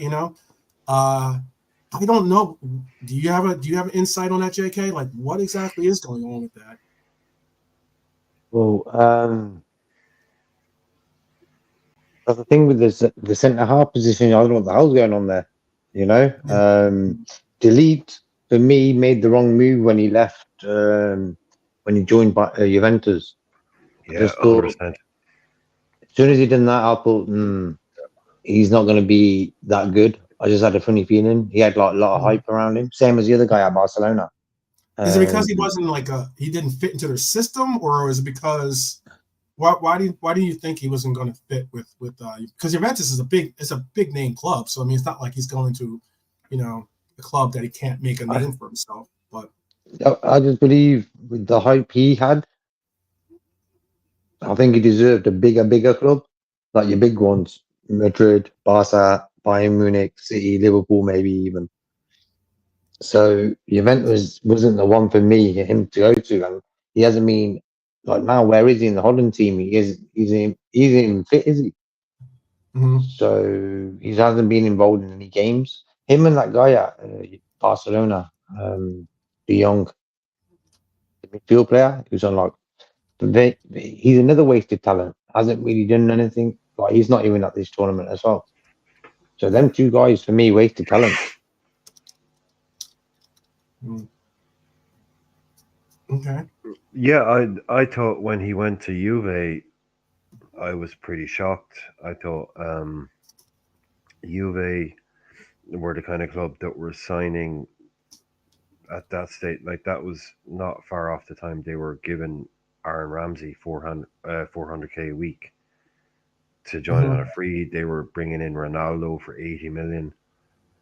They were doing all these crazy deals. They're a really unstable club, and it was like, with all due respect to the Italian league, it was pretty much like what JK is saying.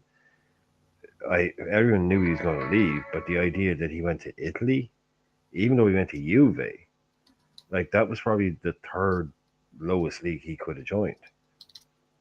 They obviously put the money down because Juve can do that, and they will do that every now and again. But yeah, I just thought he's gone to Italy when it's at one of his lowest steps in terms of quality. It was really a step down almost from where else he could. That's what shocked me about that move. I thought that's going to be a disaster because Juve are a really, really unstable club. After Sarri left or after Allegri left the first time, burning through managers with Pirlo and Sarri and all, it was just like, what's he doing? Like, it's the old classic. Basically, the first. It's like, what's he doing going there? Is your first, reaction. What's he doing going to Italy? No disrespect to Italy, but back in the day, it was what it was. It's not that now. Yeah. But for the guy, the number one talent on, Jake, at that summer, there was two talents on the market: De Ligt and De Jong. It was Liverpool are bidding 80 million. They're going to buy De Ligt. We have to buy him. We have to buy him. We have to buy De Jong. De Jong does what everyone expects to happen, goes to Barcelona. But De Ligt, people were saying, well, Barcelona probably can't buy both of them. But Johan Cruyff, Dutch football, Barcelona, but he can't go there. So obviously, the next one is Guardiola at Man City. They can pay the money. Then there's okay, maybe he goes here. Nobody had Juve. Nobody was saying he's going to Italy. No Juve. Nobody. Yeah. Wasted talents. I mean, I hope I would. Speaking of Dutch defenders, there's actually in my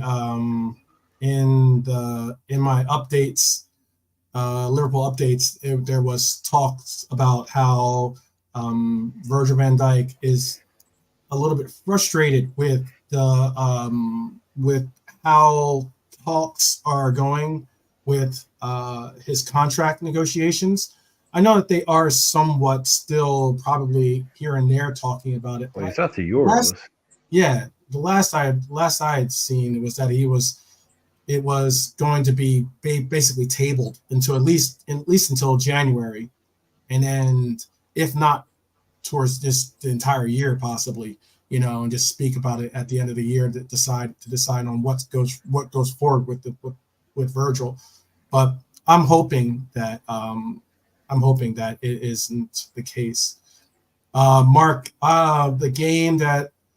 the Ecuador Jamaica game is on Fox Sports if you're in America, or Fox 1 or 2, whichever. you use.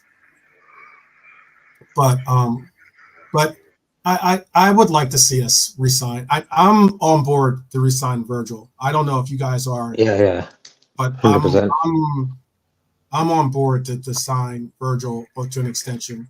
I know that he is getting up in years. I know that, with all players, eventually you have to say, thank you and goodbye.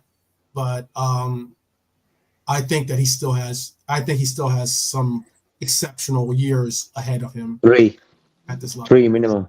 Hmm. Yeah. If the chat thinks otherwise, or if Brian, if you think otherwise, I'd love to hear that too. But yeah, I'm on board with JK. I would sign him too. I would give him 2-year extension with a 2-year extension with like a third year as an option. Hmm. Not before then, isn't Yeah, it? I'd go with that because he can sort of train the guy because I next don't to think him. I think, I don't think yeah. yeah. I was real quick. I'll listen to what you have to say, JK. I was going to say real quick. If you give him a year extension and a year option, that's really not a sign of, Hmm. hey, we're on board. We're on board with you. Yeah. Because then, if anything, you got to pay him like 350 or 400,000 or something ridiculous. You got to make up the difference in But yeah, pay yeah. structure, you know. And I mean, yeah, that's gonna be something. But go ahead. What were you gonna say? Yeah, I was going to say that like Kwanzaa playing next to Virgil upped his game big time. Mm, That's how good Virgil is. I think sometimes his pairing has sort of ruined his game. For me, he was sort of one of the best players of the season, him and Gomez, mm, until January, February time, where it was getting a little bit him and whoever the centre Konate kept on passing the ball to each other, not getting the ball mm, going forward. He did it for a few games, but for me, Virgil, I would give him a 2 years plus an extra one if he wants it. Perfect. mm. What about you? What about you, Brian? Yeah, he's like I mentioned before, real late to the top level. You know, could have gone to City, Mm-hmm. which is never gets mentioned. Really, he Hey, could have gone to. could have, He yeah. could have just taken a deal when, they had the money on the table. They got Hmm. scared off by the price we were going to pay. They were prepared to go to like 60, which would have been a record at the Mm-hmm. At time the anyway. time, yeah. And Mm-hmm. they found out we were prepared to put a 75, or like they did that whole City thing where we don't get rinse for players. We know that everybody knows we're super rich. The only way to act this is like, okay, we rate them at 60, we walk at 60. Southampton are Right. like, Yeah. Yeah. ah, Yeah. yeah, but you'll Which pay you gotta rate. I 65. do rate that. I do But, rate that by City. By the way, uh, they're well, not. yeah, They don't get taken to the no, but cleaners. no, but they, but yeah, it's to and from whether he would have gone there or not. Whether they Southampton would have then taken the whatever if we'd not said that whole thing was a mess, that transfer. Right. Right. So, but he's like 27. I think he's 27. The first time he played a knockout game in the Champions League, he was 27. That's late in your career. So he Mm-hmm. has, I think, a determination to. He's not in wind down mode. The Mm-hmm. fact that he missed that big chunk with the ACL, he feels he's missed probably a few opportunities to win things. I don't think he's in that kind of Sergio Ramos type mode. Oh well, look, I've got 20 trophies and 100 medals. I'll just go off to do whatever I want. I think he probably still has a will to try and win things. Mm-hmm. So I can still see him playing at a very high level for, like JK saying, three. Fitness, God willing, fitness like Thiago Silva, Ramos, I just mentioned, and the likes of Modric, the like players in more physically demanding positions, Benzema, Ronaldo, Messi, have all played recently well into their mid to late 30s, 34, 35, 36, especially Silva. I Mm-hmm. see Van Dijk as just as fit and as durable as someone like Silva at Chelsea, who could play easily at a high level till he's 36.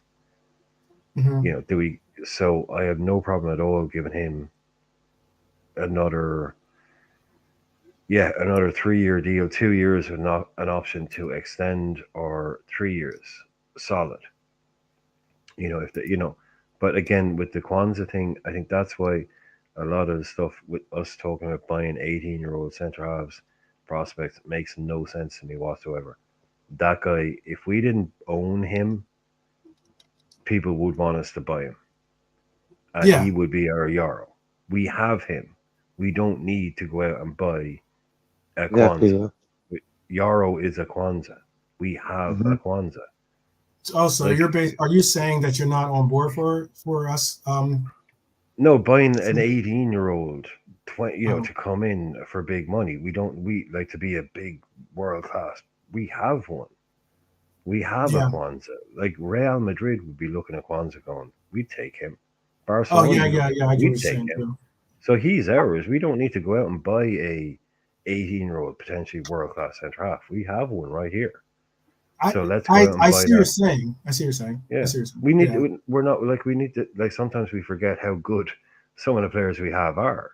Like I'm saying, if Kwanzaa didn't play for Liverpool and he was playing for like some people would get, wow, we should go and get him. He's English. He's amazing. We should go and get him. Oh, Hmm. forget Euro. We should get Kwanzaa. But because we have Kwanzaa already and he didn't cost us anything, they're like, oh well, yeah, forget that. No, let's go and buy somebody. No, Yeah. we Yeah. have a Yeah. quality footballer right there in front of you. No, yeah, yeah, yeah. He's big time. I'd say go ahead, JK, then I'll respond after you.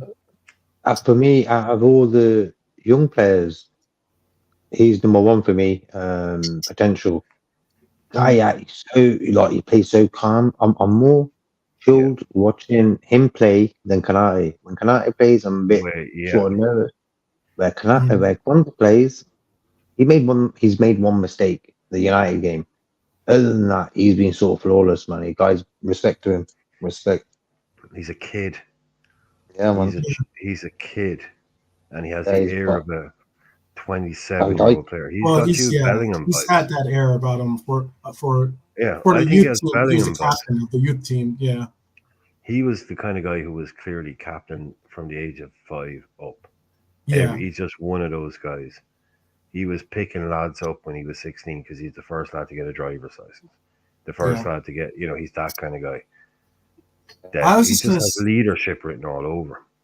I was just going to say though, I wouldn't mind us going and getting Euro still. I mean, obviously, I don't like when players do have the connection or the aspirations to play for either Barcelona, more so than not nowadays, even Real Madrid, because more times than not, we will find them pushing for using Liverpool as a somewhat of a stepping stone style of a club, and that's something I don't want to ever associate Liverpool with. But what I wanted to get at with my point was I wouldn't mind, or I would especially love, if we were to get a Euro, um, if we were to get a Euro, knowing that we have a Kwanzaa as well, that could be a dynamic center back pairing in and for In the the future. future, yeah. In the future, yeah. Like as in But two, I three just think years, it. we resigned VVD. He plays for another 2, 3, 4 years for us. That's right around the time when you see, Kwanzaa going into that 24, 25-year old or 23, 24-year old stage of his life. That's when you're starting to see like you'd see Euro going into his 22, 23-year old stage of his life. And that's where like you Only, have two players that are yeah. set to really to excel. I think, especially us possibly getting incredible experience from cup games, from the score, being involved in heavily in cup games, or even possibly in games in like Champions League level type games. I think that would be exceptional. I fully agree in terms of that's how it would work. Like you would buy two young kids and they work, but football isn't linear, unfortunately. This is what I've learned over like I always used to get, oh, we'll buy this guy, and in 4 years' time, that it doesn't work like that. In 4 years' time, you've got new owners, you've got a new manager, he's had an ACL. It isn't that linear as much as we like I always say, okay, Kwanzaa comes in, he's this age, and in 6 years' time, he'll come into his prime, he'll come into his peak, and he'll then.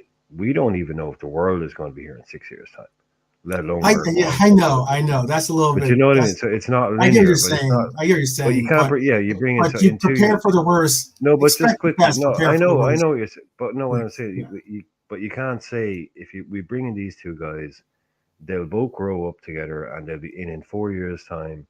They'll both be, in 4 years' time, one could be gone, one could be One starting. could be, but you definitely want to. I know, Yeah. but what I say, the age group, yes, age. But my point is with the Yarrow one is that if he's going to be the centre half that we bring, like we don't need to bring, like we need to bring in someone who is basically replacing Kanade, whereas Yarrow would be, he would be brilliant to be able to bring in a player like that, and definitely to have him there, and that's your two.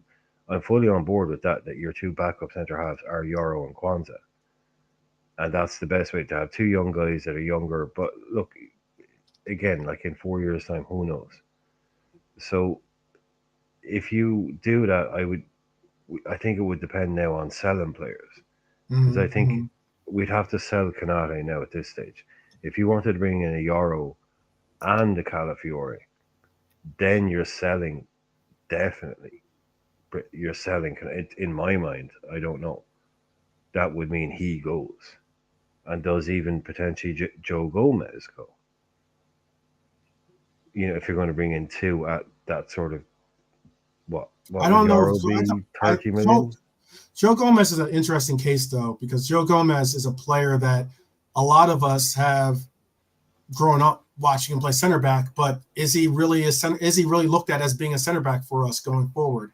He hasn't really No, played for. I just mean in You terms know? of squad turnover. I Yeah, mean, no, and does I it get that. even That's like what I'm. two, That's yeah. one I'm kind just of a getting one that. in, one out kind of thing, maybe? Yeah, yeah. I feel what You you're saying. know, He can but still like I play said center earlier on, back, if you can certainly. do But the Van der Berg and the Nat Phillips thing, mm-hmm.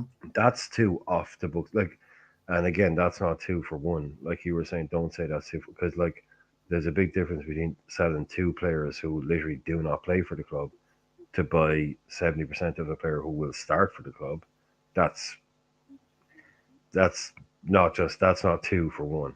Definitely, like that's buying someone that's a quality player, and most of the money has been bringing in by two players who don't play for the club. You're not. That's not sell to buy. That's not having to sell Canate. Sell to buy means selling Well, Canate so you can buy but that's Calafiore. the thing. That's why I did That's bring up. yeah, yeah. I did mention, like you just said, Gomez. And I mean, like, look, we're looking for 40, 50 million for Gomez, if not more. It's a case, and that could be, again, that could be money enough for, that could be the money for Euro, or that could be money plus some change left over for this for the Italian player that we were speaking on. But it's another player that's actually out there, and it's someone we were mentioning or talking about in the chat, and that's Kelleher. Kelleher is still a name that's out there that is, being reported as a name that we could be seeing move this summer. But originally that price tag for us, originally people were like, "Oh, I wouldn't sell Kelleher for 20 million." I got yelled at, or not yelled at, but I got when someone said, "How much would you expect to sell Kelleher?" and I said 30 million, 25, I think I said 25, 30 million starting point. People are like, "Oh, you're crazy. You're not going to get that for Kelleher, blah, blah, blah, blah, blah." And now it's being reported that we're looking to get 35 to 40 million pounds for Kelleher to be moved on. So, whether that's the final figure that we stand firm on, that's one thing or another. But I like that we're not going to allow for our players to get basically scooped up on the cheap, and then have players that we want to go for have extra tax on. you know, which is sometimes the case for Liverpool players. It's life in the It jungle, is, isn't unless it, they're going to JK? Saudi Arabia, of course. Yeah, then it's a different story. But go ahead. Did you want to comment on that? Either No, it's yeah, that's the life. That's life in the jungle. Like, if we can, like you're talking about a load of guys there now, where if we're really, really clever, and this is about being clever. It's like Helio was saying earlier on, the fans need to understand we're a sell to buy club. It's not about needing to understand what's happened in the past. It's about understanding what's happening now in the present and in the future. And that you have to put your number on the table at the end of the season. And if you're over, you get fined. There's no hiding it, there's no pretending. So you have to spend money, yes. But if you want to spend, you have to sell. If you want to be able to spend, you have to sell. So it's about who do you sell? So if we sell some of what you've just said there, right? Mm-hmm. Nat Phillips. Let's just call Nat Phillips 8. 7, right? Be generous. Mm-hmm. 7 for Nat. Mm-hmm. 12 for Vandenberg. 20 for Kelleher. Maybe even 7 million for a player like Carvalho. A 12 million for a I think we'll Simicast. get 30. I think we'll get closer to 30 for Kelleher still. But I But no, I just I say, know, I know yeah, you're going conservative. You're going I'm conservative. doing, yeah, I'm just, so, yeah, we could do that afterwards. So I'll start, yeah. So you go with a 6 for a Nat Phillips, a 12 for Seth Vandenberg, a 20 for Kelleher, an 8 million for a player like Carvalho if someone like Brighton comes in and says they want them, 12 for Simicast, and is there someone else that we don't need that we can play? No, but all of a sudden you're up around 60, 70 million in your bank for players who don't really play, can be replaced with prospects coming through. You know, so all of a sudden then you've got like that's a very different story to selling Darwin Núñez or selling Szoboszlai to buy new players. Oh well, we wanted a new guy, so we had to sell one of our good players. No, yeah, we sold players and we bought players. That doesn't mean sell to buy. You know, that's just bringing in a big chunk of money, 70 million quid for 5 or 6 players that nobody is going to be standing in front of Anfield saying, no, don't let him leave. Simicast, Nat Phillips, Stefan de Berg. But when you add it all up at the end of the day, oh, we've got 60, 70 million quid there. Yeah. That's what we got to do, and that's how, you know, Chelsea do stuff. And the next thing you know, and if again, like, yeah, say someone comes in then, like Healer was saying there, like a Barca with a big, stupid bid for somebody, like a Salah or Diaz, then the next thing you got 150 million plus what you can. And then you gotta also recognize too that there is wiggle room already. Oh man, Jamaica just got PK called on them for a really harsh. That's so harsh. The player, I don't know if you can see me or not, but the player had his arm extended like this. He's kind of fend off the player that's coming in. He it hits his arm and deflects off, and they just called a penalty. That's a shame. We're coming up on the end of the first half. Yeah. And Ecuador is lining up for a PK right now. It's a big decision. Some big decisions to make, but I mean, you're right. There's a lot of money that's going to be in the coffers. There's money that's already. I'm just saying, there is money already in the coffers too. Well, yeah, that's what I'm saying. You add that to what we have to spend. Yeah. Like I'm saying, yeah, you throw a few those guys. I'm saying. I'm sorry, JK is probably. I'm hogging the conversation. JK. But if you put that plus a big sale plus what we already have to spend, we're golden. It's good. Yeah.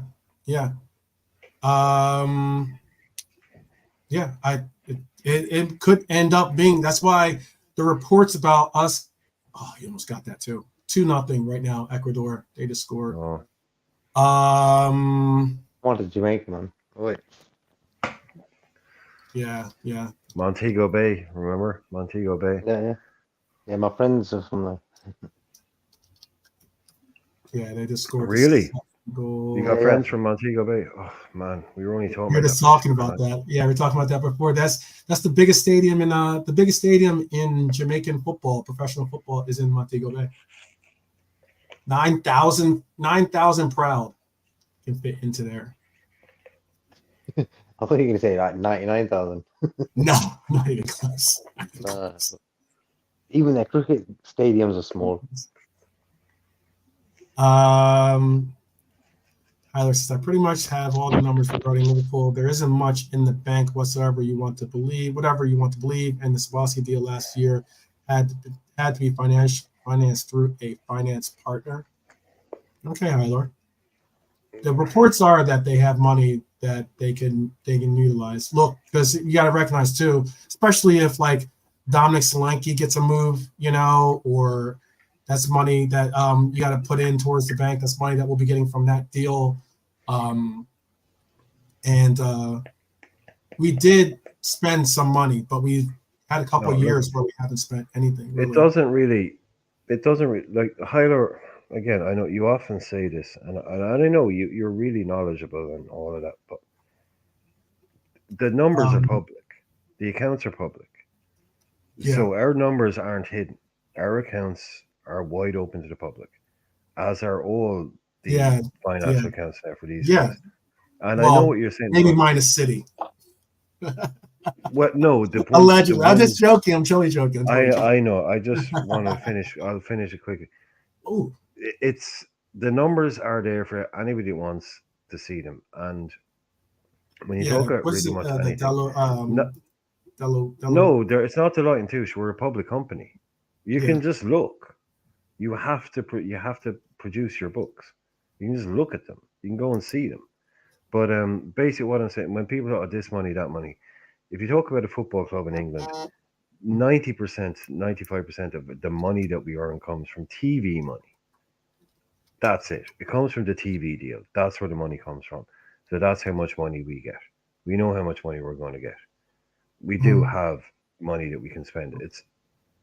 It's obvious. It's all there in front of you. It's not like you can get out sponsorships. You can forget about all that stuff. 90% of the money that they make, forget about match day, even on these days, it all comes from TV.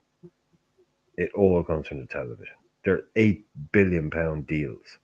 You think they're making much more than 2% off anything else of their total income above TV income? Not even, only the Champions League prize money even comes close to that. So forget sponsorships, forget all that. Like this is like, dad makes a few quid here, on his side hustles. These are all side hustles. 90% of your income is that TV deal. That's it. Yeah. And that thing is astronomical at the moment. Right. I know that we are well, yeah, I got you. I just want to make sure,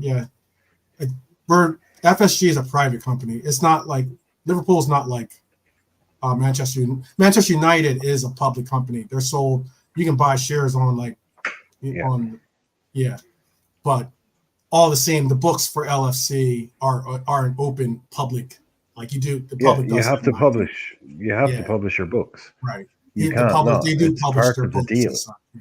Yeah, it's part of the deal to be a football club. You have to publish your books. You can't. So you can go and because FSG is a private company, and technically LFC and Athletic Grounds Limited, which is LFC, is a private limited company, but they're still public, as you were saying. Truly, yeah.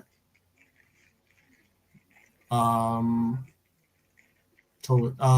was going to bring up this too real quick. We also, speaking of money, I guess, Japan Airlines is now our official airlines for Liverpool. I don't know who our official airlines was before that, by the way. Does anyone know? Does anyone know who we had as our official? Because nowadays it's almost like if you can get pretty much when it comes to advertising, they will sell the rights to pretty much everything and anything that isn't bolted down as being, you know, something that you can get a part of or be as the official sponsor of, you know. So I know that the city at the Etihad Airlines, obviously, they have the rights to like.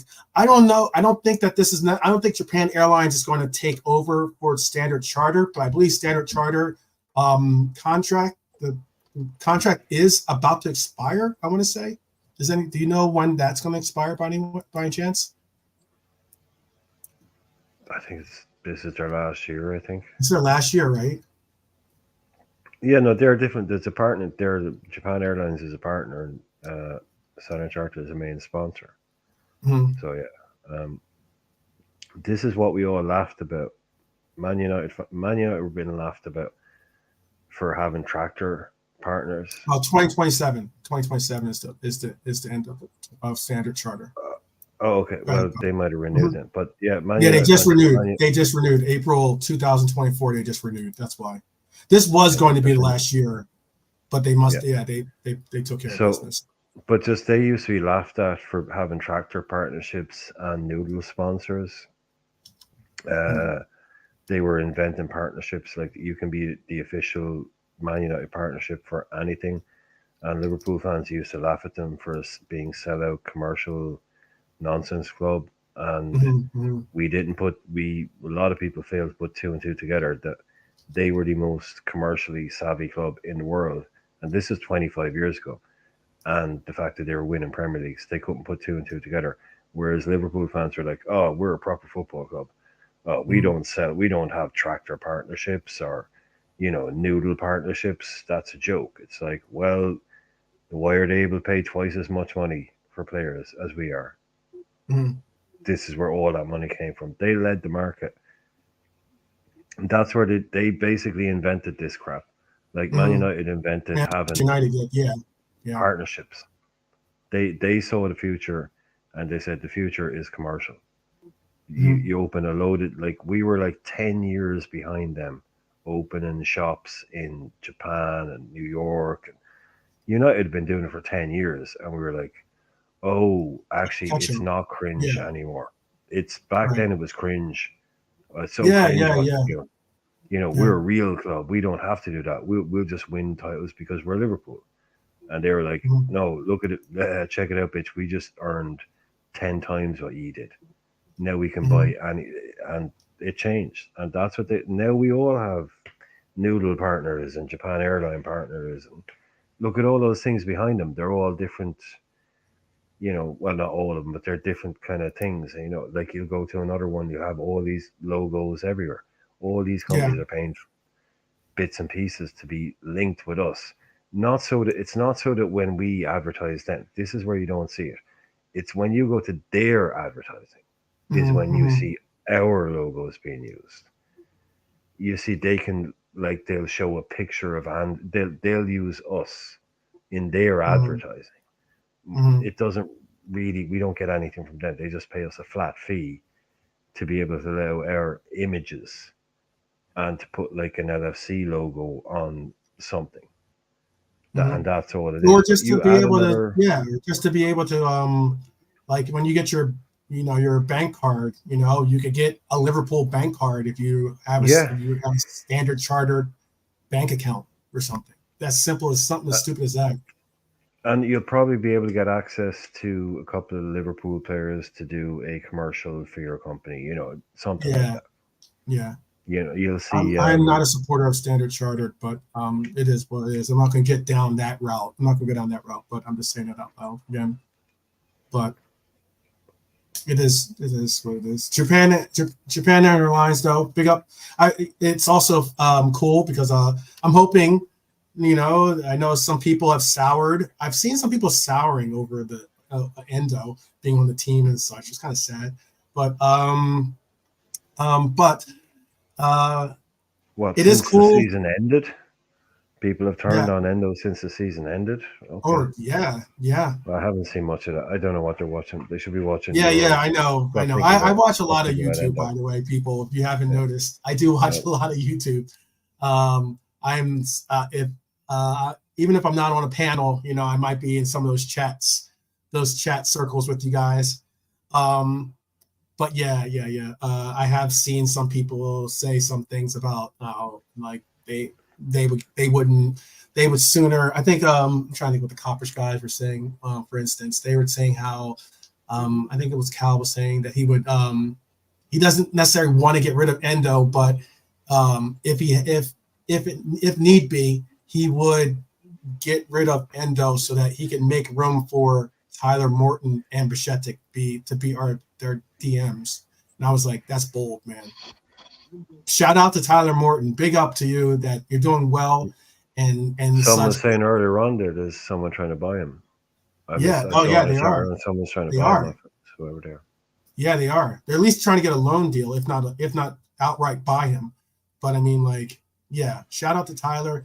Shout out to Bichetti, who's still working his way back to fitness to become, to be a viable selection choice for us. But I'm not going into the new season, with that being without having some type of solidified DM in the works. Endo is at least that option for me personally. But I was only bringing up Endo because, like, yeah, it's cool. It's the Asian market's big with Liverpool. Liverpool's huge in the Asian market. Having a player from that region also doesn't hurt. I'm not saying that's the only reason why Endo's here, but doesn't hurt. That's all. And I think it's pretty cool. I wouldn't mind us going for Kupo if that's what it meant again. So to bring in another Japanese national would be even cooler for me. But we'll see what happens. And then let's see. Also, there was. Let's see, I have some pictures here. Let me show you this. Speaking on the future, Arnie, this is for our coach Arnie, showing off, we finally have gotten the interview. I know that people were talking about some of the things when it comes to Arnie Slot. I'm excited to see what the future holds for Arnie Slot. I'm excited. I mean, there is going to. I mean, I know that we've had talks about whether he's going to change up the formation to a 4-2-3-1, or if he's going to go with a 4-3-3, or stay with a 4-3-3, which he could do, or maybe even go with a 4-4-2. Who knows? But I'm interested and intrigued to see what happens with us going forward. Are you in the same boat, JK? I'm like this, like with Endo. Quickly, I'll talk about Endo. He was our most important player for a phase of the season last season. As soon as he went missing, we went missing. Yeah. So for me, Endo, big respect.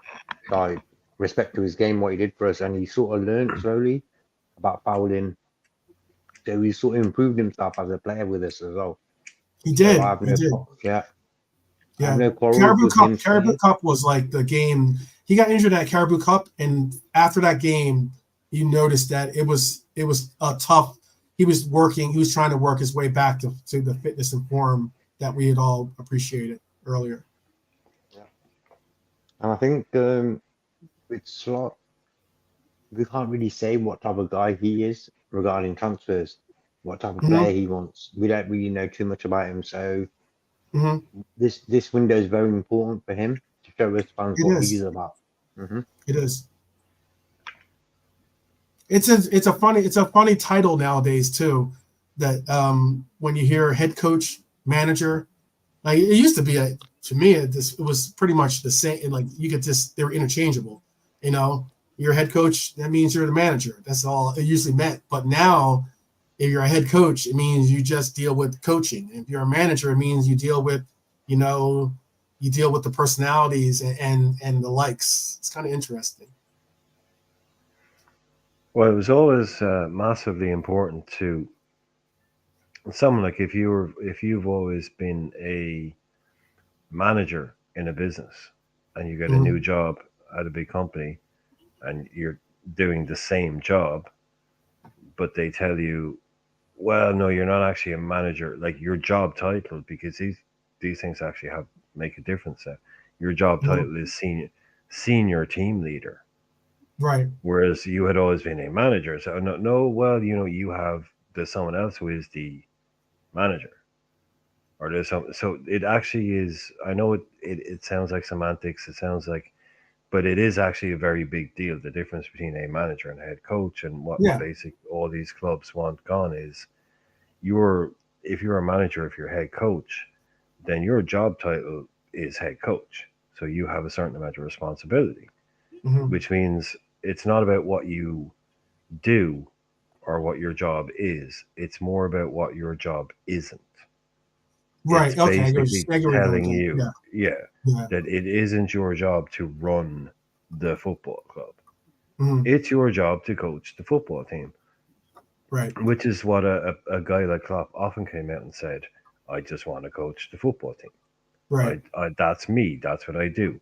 If you ask me all these things, like he'd be asked questions about FSG, or he'd be asked questions about the FA, or all these things. He says, I just want to. I'm a coach. I just want to coach the team. Ask people who are better qualified. I've asked, and he'd often say, well, look, I've spoken to someone who is more qualified on this than me, and they say this, but I'm a coach. Mhm. I just want to coach the team. Yeah. Don't ask I me think to most. I solve. think Don't most coaches will say that. I Yeah, think most don't say ask that. me to save the world. Don't Right. ask me to fix everything. Just Right. you criticize me every weekend because we didn't win 2-0. Well, Hmm. that's coaching. You're criticizing me for coaching a football team. I just want to Hmm. be a coach. Hmm. Some people back in the day, in the very recent day, even wanted to be able to come in and say, "I'm a manager. I'm in control of everything." Hmm. That that is not how clubs are run anymore. There is nobody in the elite level that comes in as given full control over everything, from who works in the ground staff to who makes the food to who they buy, who they sell. It's like, Hmm. no, we're a football club. In 2 years' time, you could be gone. We are not Hmm. going to buy 15 players that you want because you love them. They're the players you want, and they can only play in your system. Hmm. No, we're going to bring in the type of players that are elite players, and you bring in a coach. I know that sounds horrible to people that these guys are just robots now, but the old school figurehead manager type guy it's over. It's done. It's gone. Hmm. It's Hmm. it's head coaches at the elite level. Okay, you want to say yes man? Okay, you can call it a yes man. Hmm. But it's like you're saying yes to being handed high quality material. Do you want this high quality player? Okay, they do have input, but we're entering into this has happened so quickly now. We're entering into a new age with all these guys, the Slots, the Nagelsmans, the Zerbis, all these young. The guy Brighton hired is like what? He's 32. Hmm. It's a very different landscape now. The only 10 years, like we've gone sort of from Wenger, Mourinho, Ferguson, and Ancelotti. Ancelotti's still around, I know, from being your kind of big, the main types. That's your manager type. Hiddink, Mhm. uh, to now people no one's ever heard of. Hmm. Younger than some of the players on their teams, managing Vincent Bloody Company getting the Bayern Munich job. Hmm. Yeah. But he's not. But again, yeah, he's not going to be making. You know, just But like you what I'm said. saying, this young coaches, like young, barely out of Yeah. nappies coaches getting the biggest jobs in world football. Yeah. It's Yeah. unheard of. 5, 10 years ago, it's unheard of for some like company to get the Bayern Munich job. It's utterly like they just hire Hansi Flick or Yoki Love. They hire, yeah, the big experienced man. But yeah, this is the new era we've entered into. It's happening. It's interesting. It's happening around the same time as the end of the Messi and Ronaldo Ballon Hmm. d'Or Hmm. era. You have a Hmm. new batch of players coming in, but you've also got kind of the new way Isn't also. Ronaldo a coach already? I'm joking. That's a joke. That's a joke. He might as well be. He might as well be. He seems to pick and choose where when he wants to play. But I get it. Someone's on about Yotta. What's with Yotta? How come he isn't involved? Oh, that was I was going on about that earlier. Only because he's on my fantasy team, but yeah, Ronaldo's a coach in itself. I think one of them. It's I just I just think that he should recognize where he's at, and not saying he's not an incredible player still, but I think he's seeing himself the same as a Messi with Argentina, and I'm like, you're Ronaldo. You are an incredible player, but is a difference between what Messi brings to the table and what Ronaldo brings to the table, or their teams respectively at this stage of their careers, in my humble opinion. Mm-hmm. But there's no reason why. I don't understand why he's starting for he shouldn't be starting for Portugal, in my opinion. So Yotta's injured. Yeah. No, I don't know about that. Is Diego injured? Hope not. Let me have a quick check of the lineup. Yeah, you'd have to check on that one. I hope not. That would be devastating if he's injured again. I'll check for you. I didn't.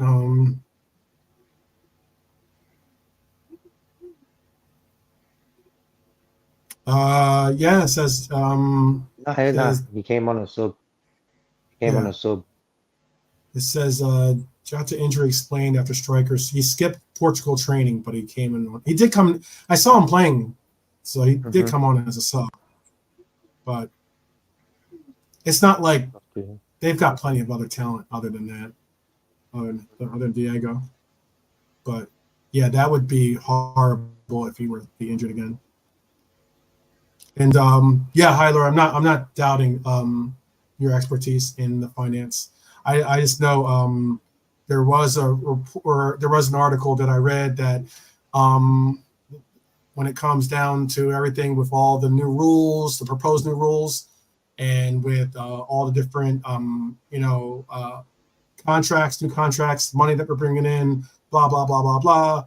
It was basically, it came down to about 100 and I'm rounding it off, about 150 million that we were able to spend without almost dinging 154 million pounds. Yeah, so that's at least what Liverpool.com was reporting as being the case, that we would have to be able to spend on transfers, and that's without making anything. That's with I'll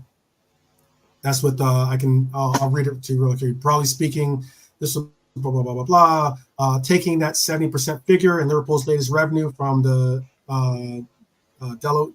How do you say it again, Brian? Deloitte and Touche. Deloitte Football Money League. It's been calculated by Football Insider that Klopp's heir will have a maximum of approximately 524 million or 415 million to spend on transfer fees, wages, and agent payments. That's a lot, actually. A large chunk of that would be taken up by the wage bill, which currently stands at 330 million, or that's $30 million, but 261 million pounds. So that would leave around 154 million pounds to be spent on transfers and agent costs. And it would, of course, be up to FSG how they spend it. That's what Liverpool.com is reporting as being the case. So, yeah, I get the gross debt and the cash in the bank and all those things, and the commercial and all that stuff. But that's what I'm going. That's the reason why I was saying that they have around 150 million per se to spend on it. Agent fees take up a chunk of that crap, though. That's what it comes down to sometimes. Agent fees. Wages is your big number. Wages is definitely a big number for certain. Yeah, wages is 330 some million or whatever it was. I said. Yeah, we've gotten our agents' fees down a fair bit recently.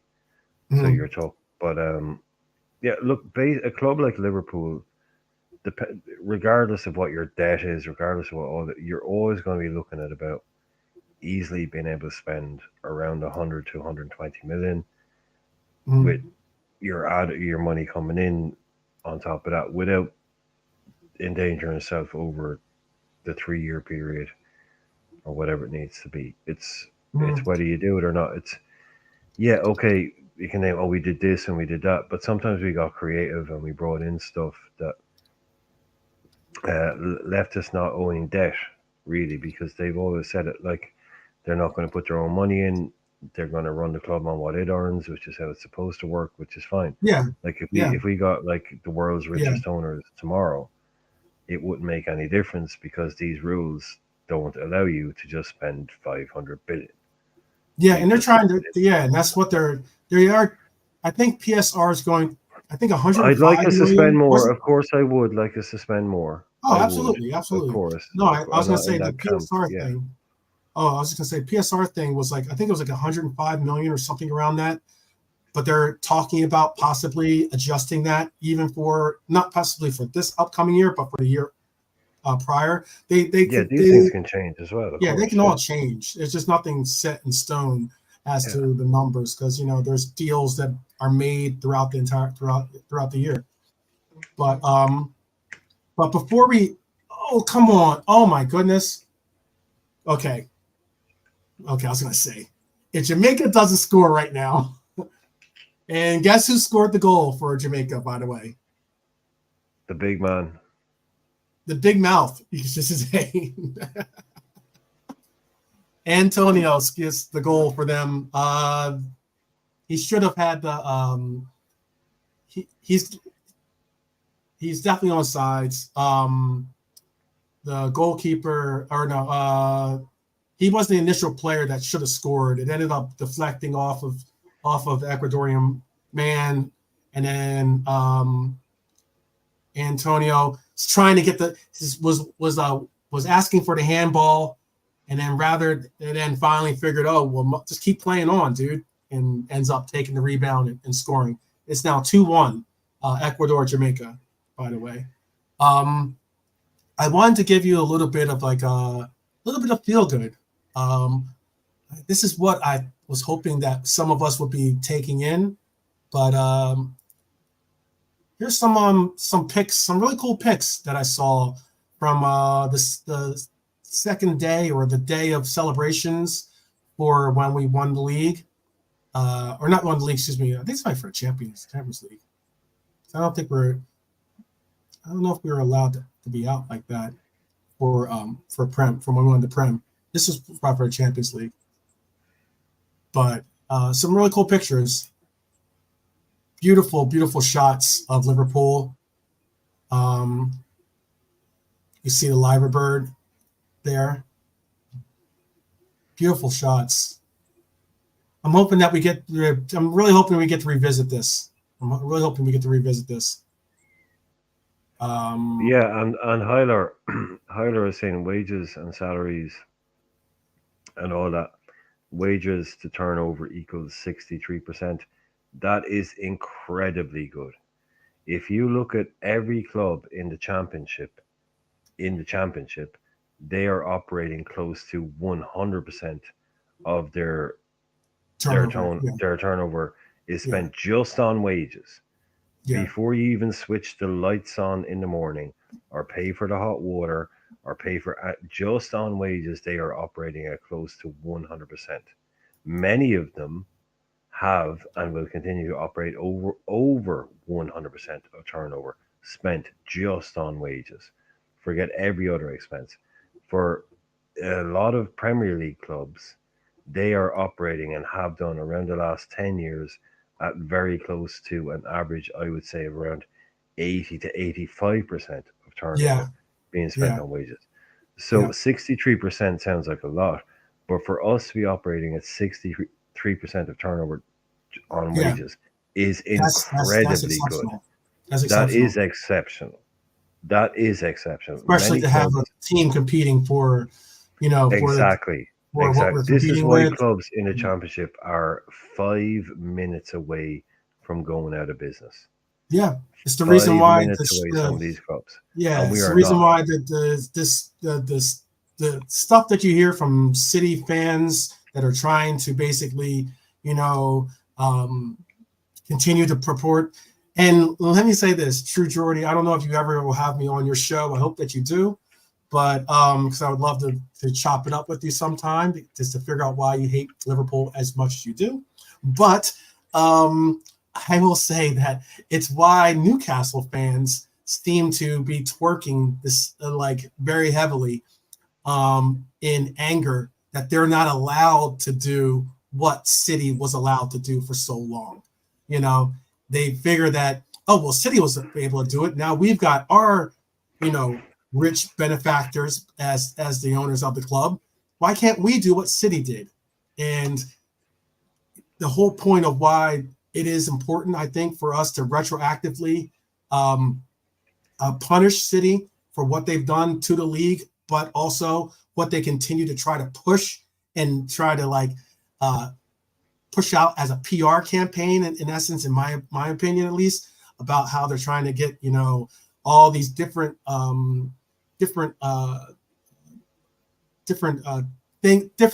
actions for these clubs to be able to spend money this way or spend money that way, or allow for clubs to spend more freely on this or that. It's a slippery slope, man. A lot of clubs are not as financially astute when it comes to the As books. long as anybody out there that look, it doesn't matter how rich or as long as you can finance your debt, you are okay. Right. Yeah. As Yeah. long as you can pay your mortgage, Yeah. as long as Hyler you can knows that pay, very well. Yeah, I'm sure. as Yeah. long as you can pay, as long as you can finance your debt, you're okay. Mhm. The second you can't finance your debt anymore, you may have always been running on empty, right? But as long as you could pay the mortgage and you could pay this and you could pay that, This is what that's happened. Isn't you're it what okay. happened to Simon Jordan? The Didn't that second happen? you can't pay your Yeah. debt, boom, your Yeah. house. The second you can't start paying off your loans, then they Mm-hmm. take your house. But as long Didn't as you that have the happen to? money, I was going to ask then because you guys would know better than I would actually. Didn't that happen to Simon Jordan with Palace? I thought, or didn't he? oh, Didn't he that's a hand long over time the ago. team to administration? I think, or something, or something along those lines. You know, you guys don't He remember that part? Yeah. no, he got over the. I don't. Well, I remember it, but I don't remember the deep. Like he got over ambitious. Yeah, Yeah. yeah, and then probably the stock market changed or something like that. But yeah, he came in saying we're going to do this, we're going to do that, we're going to spend, and they were Yeah. Real pals. ambitious. Yeah. Yeah. Yeah, he had to. He had to But sell. Yeah. Big up uh, Nolante, by the way. Big up, brother. Hope that you and the family are doing well as always.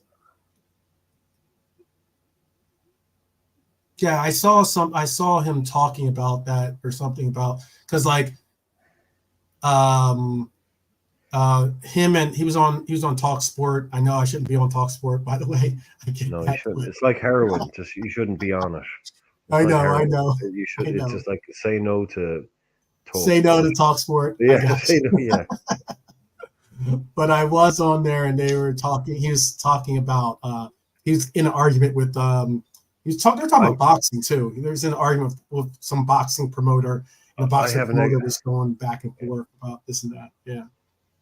I have an existential question. All right, JK, this is difficult, right? Nelante, 12 man.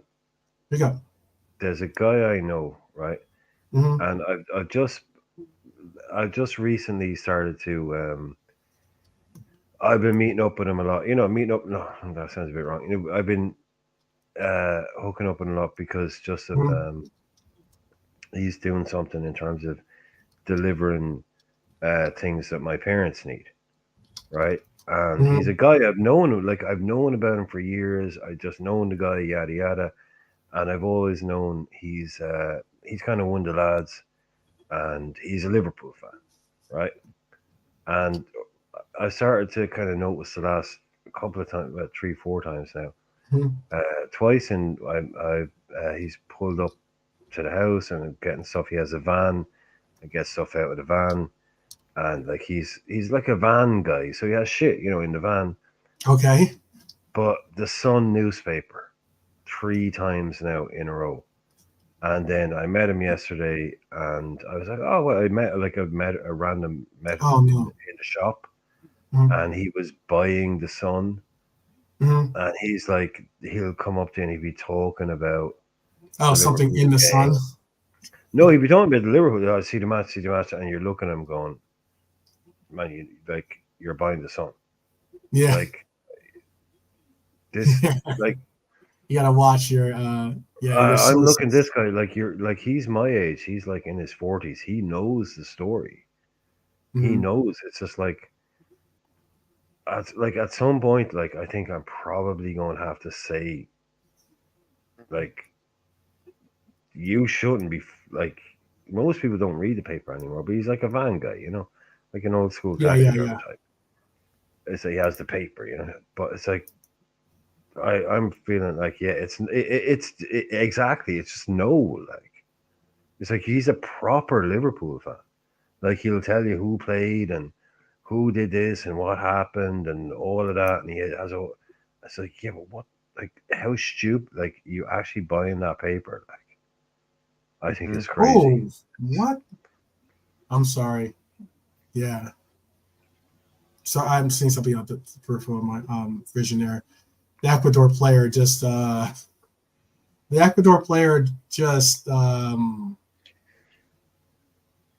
how can I put this nicely? He Fucked it grabbed the up. junk. No, he basically he just grabbed Michael Antonio's junk, basically. Oh, okay. Yeah, and tried to pull him down by it. That's crazy. Sorry about that. This is the after dark session here, so I guess we get into that. Yeah, in Atlanta, I mean, but it's like that's the thing. It's like he clearly does. It's Mm, like, do you say? It's sort of one of those Reddit posts. It's like, do I say something? mm.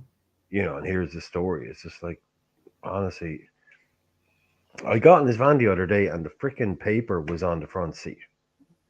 And I'm gonna throw that shit out of here, like, But it's like, how can people be so fucking ignorant? Like, I mean, there's literally, he's been to Anfield. There's literally people holding up signs saying, "Don't buy the Sun." Mm-hmm. It really gets to me, that shit, man. Yeah, yeah, no doubt, no doubt. What was that? Yeah, right now, if you are watching this game, Mark and I in the background, you guys can watch these games over. I hope that you do tune in on July 1st and July 2nd. We're gonna be doing a watch along for those two games on those two particular days. And you can watch them on what was the channel that I said to you guys were over there? Do you remember? I can look it up again just in case. Like Fox It was it TV. was Fox. well there's Fox Sports here in America, but you guys had like another Premiere. It was called like Premiere or something. Premier Premiere, Sport. Premier Sports is a Premier thing. yeah, Yeah, in UK. In the UK. I'm just saying in the UK. That's what I'm trying to give you. yeah, that's a channel, definitely. Yeah, I don't Okay. have it, but that's definitely a channel. Yeah, Okay. Yeah, it's Premier Sport One or MOLA, MOLA, no or idea. um those are the channels that are covering this Copa at least. So if you guys want to tune in and watch along with us on the 1st of July and the 2nd of July, um, but it's a Monday and a Tuesday actually. Um, but like yeah, Jamaica's pushing. They came out and I don't know if they went in the locker room, listened to some Bob Marley, got pumped up, and came out. And, you know, no worries right now. Don't worry about a thing. Everything's gonna be all right. Apparently, that's what they're trying to make it. At least 2-1, 67th minute. Big Oh, up, yeah. big up. Yeah, we'll see. Reggae boys trying to represent for you know, Locomotive FC and some of the other big name clubs that they got representing on the pitch there. But yeah, before we end, I wanted to definitely include some of these pictures. You know, I wanted to end on a good note. Some good cool pictures here. I can tell you what those. This is no, this is actually. You know what? I stand corrected. Those were photos of Liverpool fans celebrating the win of the 2020 Premier League. So it was Premier League, I guess, despite COVID restrictions. Yeah, don't mention that. Still, Don't mention. Don't mention that. Or not, or maybe. Okay. Or maybe They were not. distancing. They were distancing. Yeah, I think they were. We can see. I think I see 6 feet between everyone. Oh yeah. At least easily, definitely. Yeah. That was no problem. That was fine. Yeah. That was fine. So, yeah. But all the same, yeah. I would like to see us be able to get a proper celebration and a proper, proper parade, everything, you know, for us this time. Who knows, you know? Stranger things have happened, so I'm always optimistic about the upcoming years. But but yeah, tomorrow should be a fun show. We're gonna have an award show tomorrow, so be sure to tune in for that. It's going to be our version of the football Razzies, or our version of the Razzies tomorrow. The should be a fun DeLorean is time. in for. The DeLorean is having some upgrades, so it's taking a break. In the garage. Back. Yeah, yeah, exactly. It's in the Mexican car garage. We've reached Back to the Future 2 right? stage. We're having to fit the blender and get rid of the old nuclear power stuff. You know, we're reaching the new age. We become vegan. Yes, exactly. Razzies, the Razzie Awards. The Razzies Awards are for tomorrow. Like, we're still trying to like, you know, continue the upgrades. It runs on rivals tiers, but you know, that's at least what we're trying to make it run on right now. But Mark Simons, Simons, 2 M's. Simons, yes. Simons. He just mentioned there that more of a dance hall. Fire. Yeah. Fire. I got you. Mark. No, I know Mark actually. Mark, I'm showing my age by saying Bob Marley. I get it, because Bob Marley. I know, but I go back earlier. Kids don't really like. I guarantee you, Mark's going back earlier. Mark actually knows his music. I've seen some of his comments. He's not. He doesn't mean. He actually means the older stuff. So I reckon he's talking about the likes of Sister Nancy and people like that when he talks about. Yeah, maybe. I know he knows it. Yeah, no, I know he knows it. And like, yeah. No. Or maybe they're doing the '90s thing. They're bringing in Shine. No, the original selectors. Yeah, like Shabba Ranks. Maybe a little Shabba Ranks. That's some classic. Shabba Ranks was huge back in the day, man. In Jamaica, huge. He was like Michael Jackson, huge back in the day. He was pretty big in the UK too, I gotta say. But yeah, Tenor Soul. Okay, Tenor Soul. Okay, yeah. All right. I know about I get you. They are a lot of Jamaica is on fire. They call it. They're all about the fire. You know. I know Barrington Levy. Oh yes, but that's what, like, when it comes to like the reggae, I like to the reggae that I like is a little bit more like, you know, Jimmy Cliff and like Scatolites and like that kind of, you know, that kind of reggae. But shout out to Sister Nancy, of course, you know, definitely. She's old school too. She's very old school. It's all good. We'll see if the Reggae Boys can pull out this victory at least. It's 72nd minute. Ecuador has definitely. Ecuador is starting to show a little bit of fatigue. 2-1. Jamaica has a corner kick right now, and it's that was almost a goal right there off the corner kick. Pretty incredible save. They're asking for a handball. Let's see if they're going to get even a review for it. I don't know if it was a handball or not. No. Huh? Maybe. I think that could be a penalty.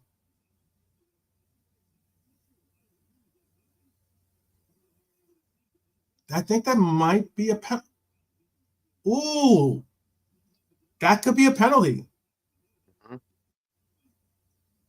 That could be a penalty. I'll hold off before we sign off here. That he had his hand up, and and I told you how they got the first penalty.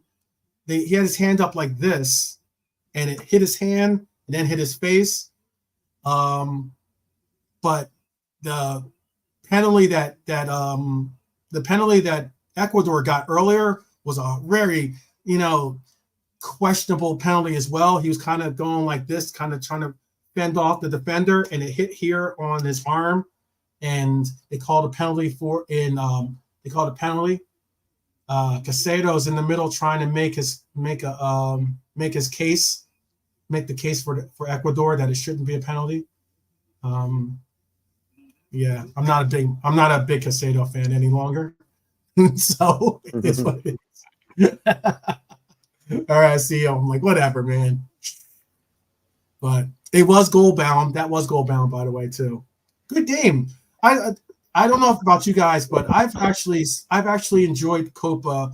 Obviously I have some roots oriented in Copa with the U.S. men's national team, but still, I've been enjoying Copa. Copa's very high energy. The games are intense. Oh, he's going to the board. I think they're gonna have a penalty. Come on. Yeah, usually when the referee gets asked to go take a look at it, chances are he's coming back not saying, it's almost like 90% of the time it's getting called in favor of a penalty or in favor of whatever. It should be a penalty. I'll hold off. I'm kind of holding off here before I sign this live. Yeah, just to give you a live update as to if this game's going to get knotted up at 2-2 or have the opportunity to get knotted up at 2-2. I wonder. I guess Antonio probably takes the penalty kick. You think, right? No idea. You don't know. I can read. Don't. Yeah, maybe. And that song that Mark Simons wrote, "Bam Bam Lady," by what's her name? Lady. Oh, Sister Nancy. Yeah, Bam Sister Bam. Nancy, Yes. yeah. Mm-hmm. Big tune. Bam Bam. Oh, Bam Bam is a hell. Yeah. Yeah. They're basically for me, it's the whole. Mark will probably know this. It's the 100% Dynamite series. Like it's all those. If you look 100% Dynamite, 200% Dynamite, 300% Dynamite, they're all these compilation albums with these early dance floor stuff. Mm-hmm. That's where a lot of this stuff that I hear. It's not like but that is some of the tunes on 100% Dynamite and 200% Dynamite. Oh wow! I stand corrected. He said no penalty, no handball. This referee is shady. He is shady. That is BS. That's some BS. Guy had his hand up like this, like he's saying "power to the people" or something. It hits his hand, goes off his face, and he doesn't call a handball. That's really, really beat. Yeah, But Jamaica had a handball called on them. That's beat. That's beat. I'm not even the. I'm not. Yeah. Are we? I'm running close to the. Yeah. No problem. Yeah, we're gonna end this right here. I just want to give that update. No penalty. Still 2-1, 77th minute. Referees on some BS, but all the same. Thank you guys for joining us today. Thank you, JK, for joining us. You want to say something to the people before we bounce out? No. Drink loads of water. It's hot, and enjoy the football. Yeah. Brian, do you want to say something to people before we bounce out too? What JK said. Okay. Yeah, I think they're doing. I don't know if they're doing a watch along on Beijing Reds TV or not, but I always like to support my fellow content creators and especially my fellow Reds out there. So you might want to take a look, see if they are. But all the same, I wish you guys all well. I will see you guys tomorrow for the Razzies. Definitely it should be a fun show. So good night to everyone. And yeah, as always, up the Reds, people, up the Reds. All right, we'll see you guys tomorrow.